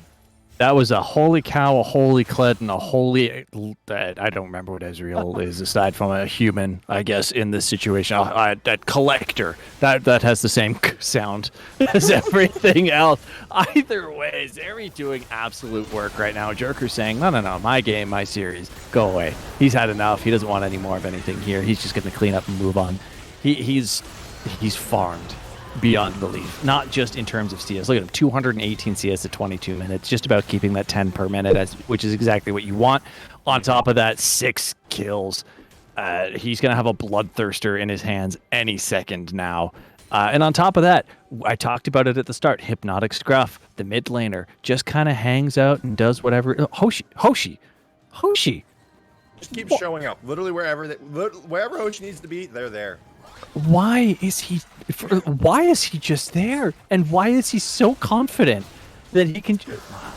Oh my goodness, he's coming in now. Harmonica God engaged the fight in the choke point. Here is staving off CB Rush pretty effectively. That is now Soul Point.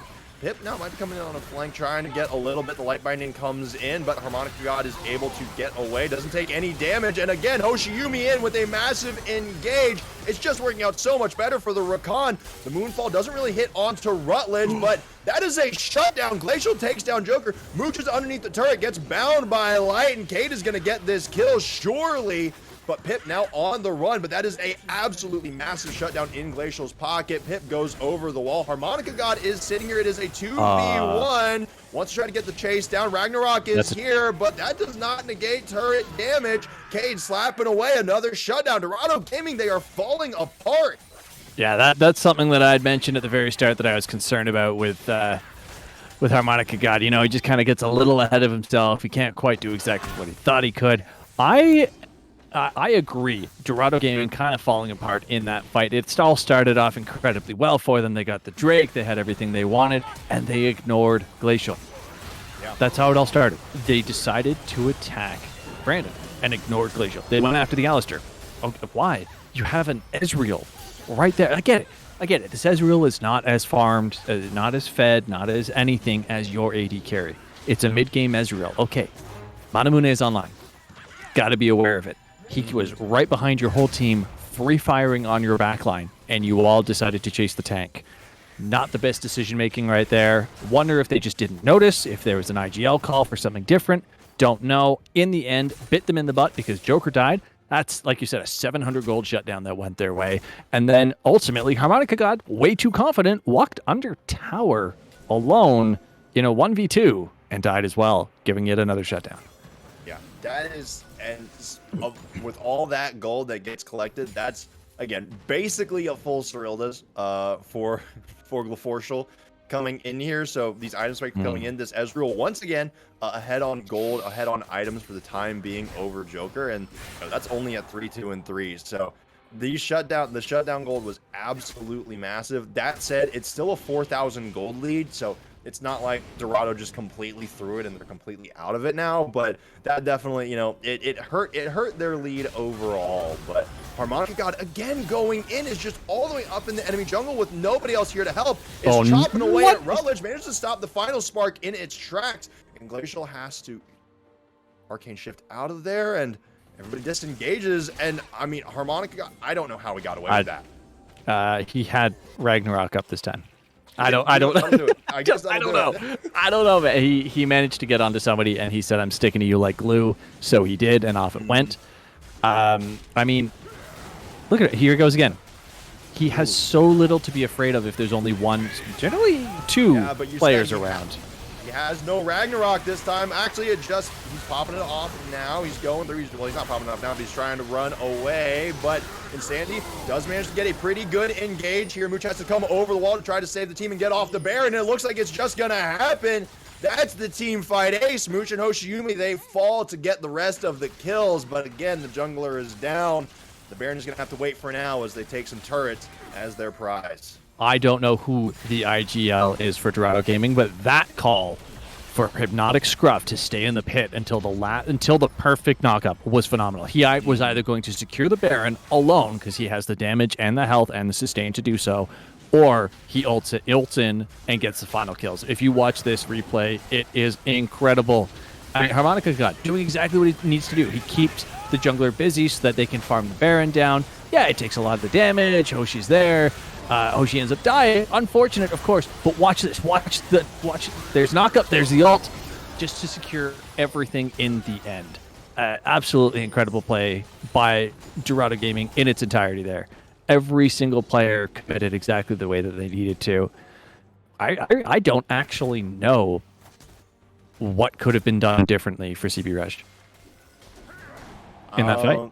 Yeah, I'm going to be honest. I think maybe because it looked like Insanity had a pretty solid engage. I think it's just be there, maybe try to have a flank or something and get Glacial. Because it seemed like Glacial, we saw in the last team fight, Glacial was behind them, wasn't getting, dived upon immediately. So, I mean, if Glacial can stay away, harass over a wall, maybe with some extra vision, maybe that's just the play. But that one did not work. And I'm going to be honest, it seems like Joker's railguns are currently doing as much damage as Rutledge's final sparks are. Yeah, it's actually problematic. That's 20% of Alistair's health right there.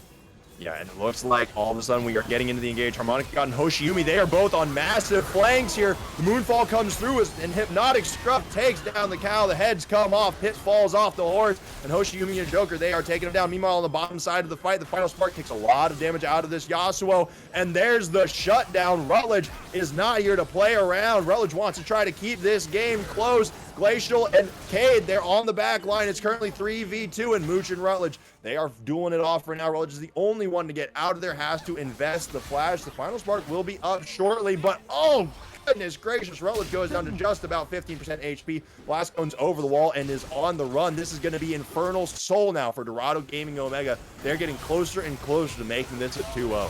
753 damage on that railgun. If you the replay is happening right now, everybody is watching this. Obviously, I was still looking at live. My apologies. All you have to know is Zuri kite good. That's all there is to know about that entire fight.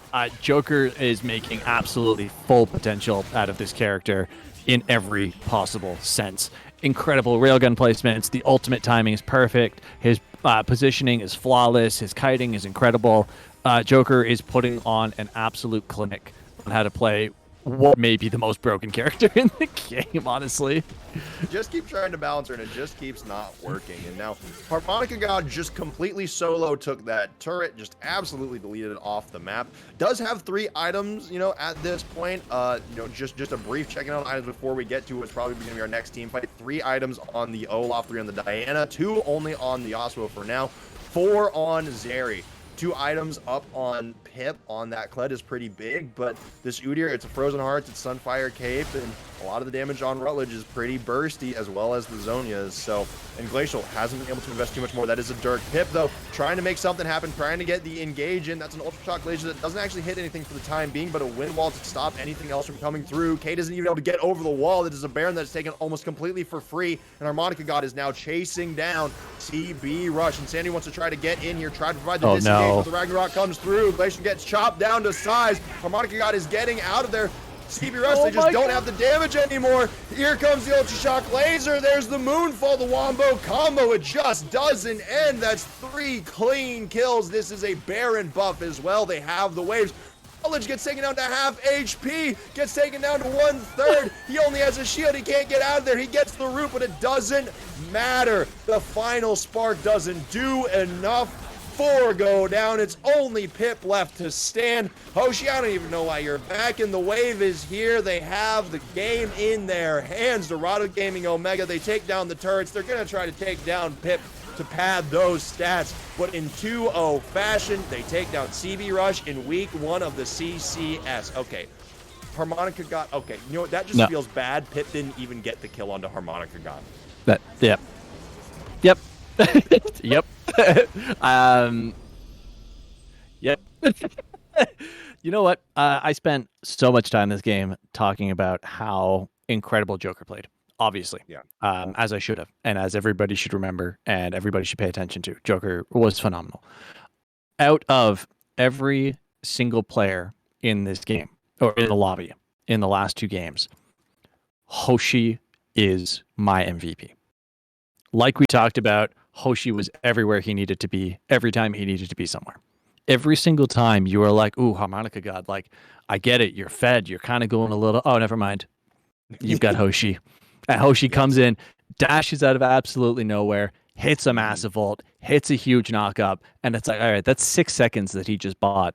And now there's a Diana, and now there's Yes. And they just piled on. And like looking at, y'all can't currently see, you know, the end game scoreboard, but Harmonica God, Mooch, Joker, and Hoshiumi all participated in 20 of 27 kills, right? Like they all got credit on 20 of 27 kills. This is no shame on Hypnotic Scruff. This was Hypnotic Scruff, I think, again, just going to the mid lane and getting business done. But this was absolutely Dorado Gaming. They were playing as a team. It looked so clean and so well rehearsed. It seems like they've been playing together for just forever. It was awesome to watch. At the very, very start of this, we talked about the document that was sent to us with the review of our platinum teams from last year. And in that, after we talked about that, or rather after I spoke about that with Redacted, he asked me, what do you think is going to be the difference between, like, the difference maker for these teams? I said, which one can come together?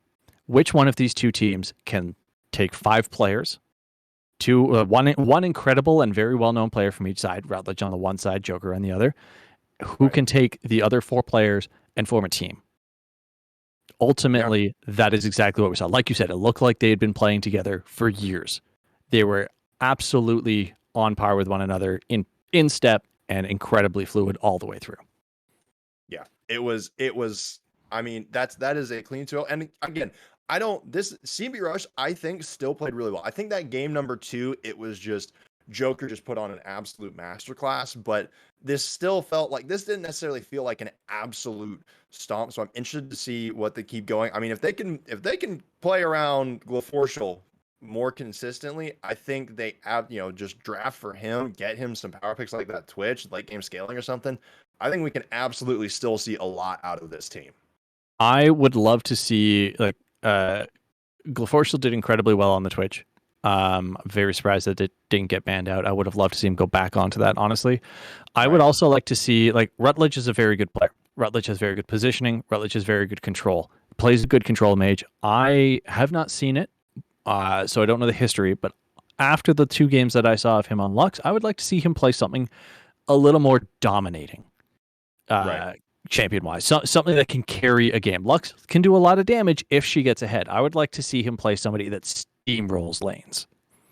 Yeah, I mean, these enchanters, they've looked pretty good. So we'll certainly have to see. But that being said, as far as I know, we should be getting an interview here in just a couple of minutes. We'll get that set up with one of the members of Dorado Gaming Omega. Don't go anywhere from a word from our winners from tonight.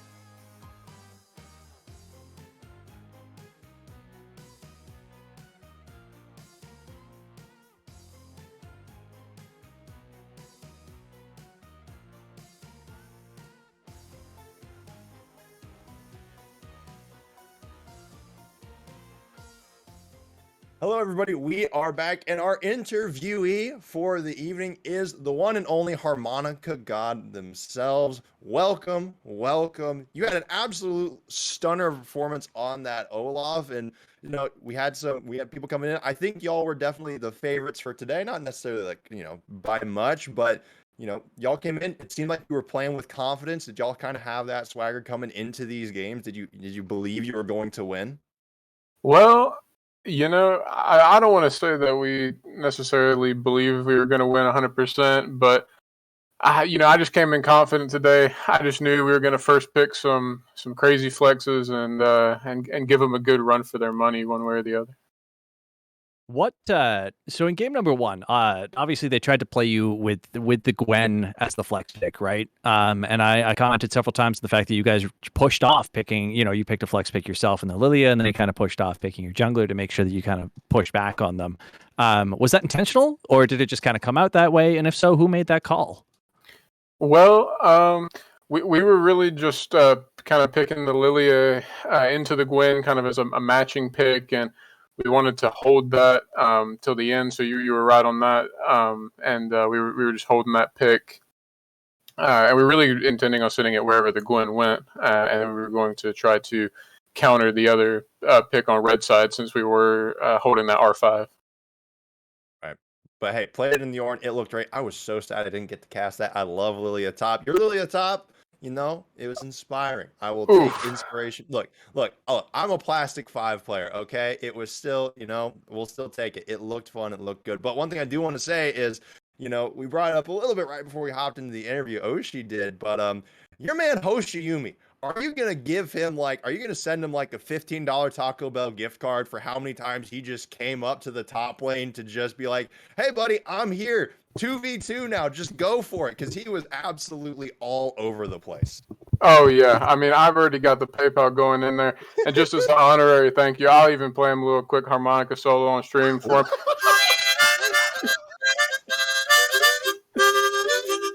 That's just for him right there. I really appreciate him coming top lane for me there. Man's had your back every single time. The one time you dove tower without him, you died. The one time. In true fashion. That's honestly my that's par for the course for me. Yes. Yeah. I have to give it up to him. I said at the very end of the game that Hoshiyumi was definitely my personal MVP. No bias because I'm a support main at all. He was everywhere. And it's nice to hear that you guys appreciate him as much as we did. Of course, of course. Well, my last question for you is, there's definitely a lot of talk about, who's kind of the team to beat. ID Frozen, they won lock-in. I think everybody definitely has their sights set on them. But how do y'all feel I know this is only week 1, but so far, how do y'all feel coming into the split so far? I'm trying to see who exactly you play next week. It looks like it is Akuma Shurikens. So how do you think we're looking in that matchup, and how do you think you're looking so far to be able to take this group as you progress throughout the season? Well, there's certainly a lot of strong contenders, and all I really have to say to that is, they don't call it the Dorado Championship Series for nothing, man. I mean, we're going to take it one way or the other. Dorado is going to be on the number 1 slot on the podium. Oh man. I can't say much about that after Joker's amateur run last season. So you heard it from the man himself. They're definitely looking at yet another Dorado Gaming Championship. First place finish is their goal. Indeed. Well, with that, again, thank you so much, Harmonica God, for coming out. I love the harmonica solo. You absolutely killed it. Any last words, any last thanks before we send it off for the night? Just obligatory shout outs to my org, of course, Dorado, Hoshi for babysitting me top lane, and shout out to Rutledge for playing immobile carries when I picked Olaf. That was fun. Shout out my training partners in Dorado, all the Dorado top laners, and shout out all my Tarkov homies as well. And shout out y'all for doing a great cast tonight. Oh, thank you so much. And thank you so much for the interview. Have a wonderful day. Have a wonderful evening. Get prepped for next week. We'll talk to you shortly. And now, Oshi, that was a phenomenal night. I'm so happy we got to cast together once again. Any last words for all the fans out there? don't stop showing up. You got to remember, this is week 1. This is series 1. We only got 2 games. That's not something you and I are familiar with, right? No, we have never casted a something O series together. We are normally going for we've been going for 2 hours. In bed by 1 a.m. is our usual go-to. That is what we're used to. So that is hopefully what you can all expect on the Wednesday night CCS LOL games that we're going to be having, because it is going to be nonstop action, especially when you have people going as hard as what we saw today. Indeed. So keep it up. And of course, tonight's not the only night that we have CCS action. Tomorrow we have our Thursday Plat League. Friday we have our Diamond League. Make sure you check it out. Same time, same place, 8 p.m. here and on the CCS2 channel. So make sure you don't miss it. But from all of us here at the CCS, thank you so much for coming out and watching. Thank you to our wonderful producer, not Mr. Fantastic, for making this a phenomenal show as always. Oshi, thank you so much for being my wonderful color caster. So Thank you. Until next time, be safe, be smart, make wise decisions, and farewell.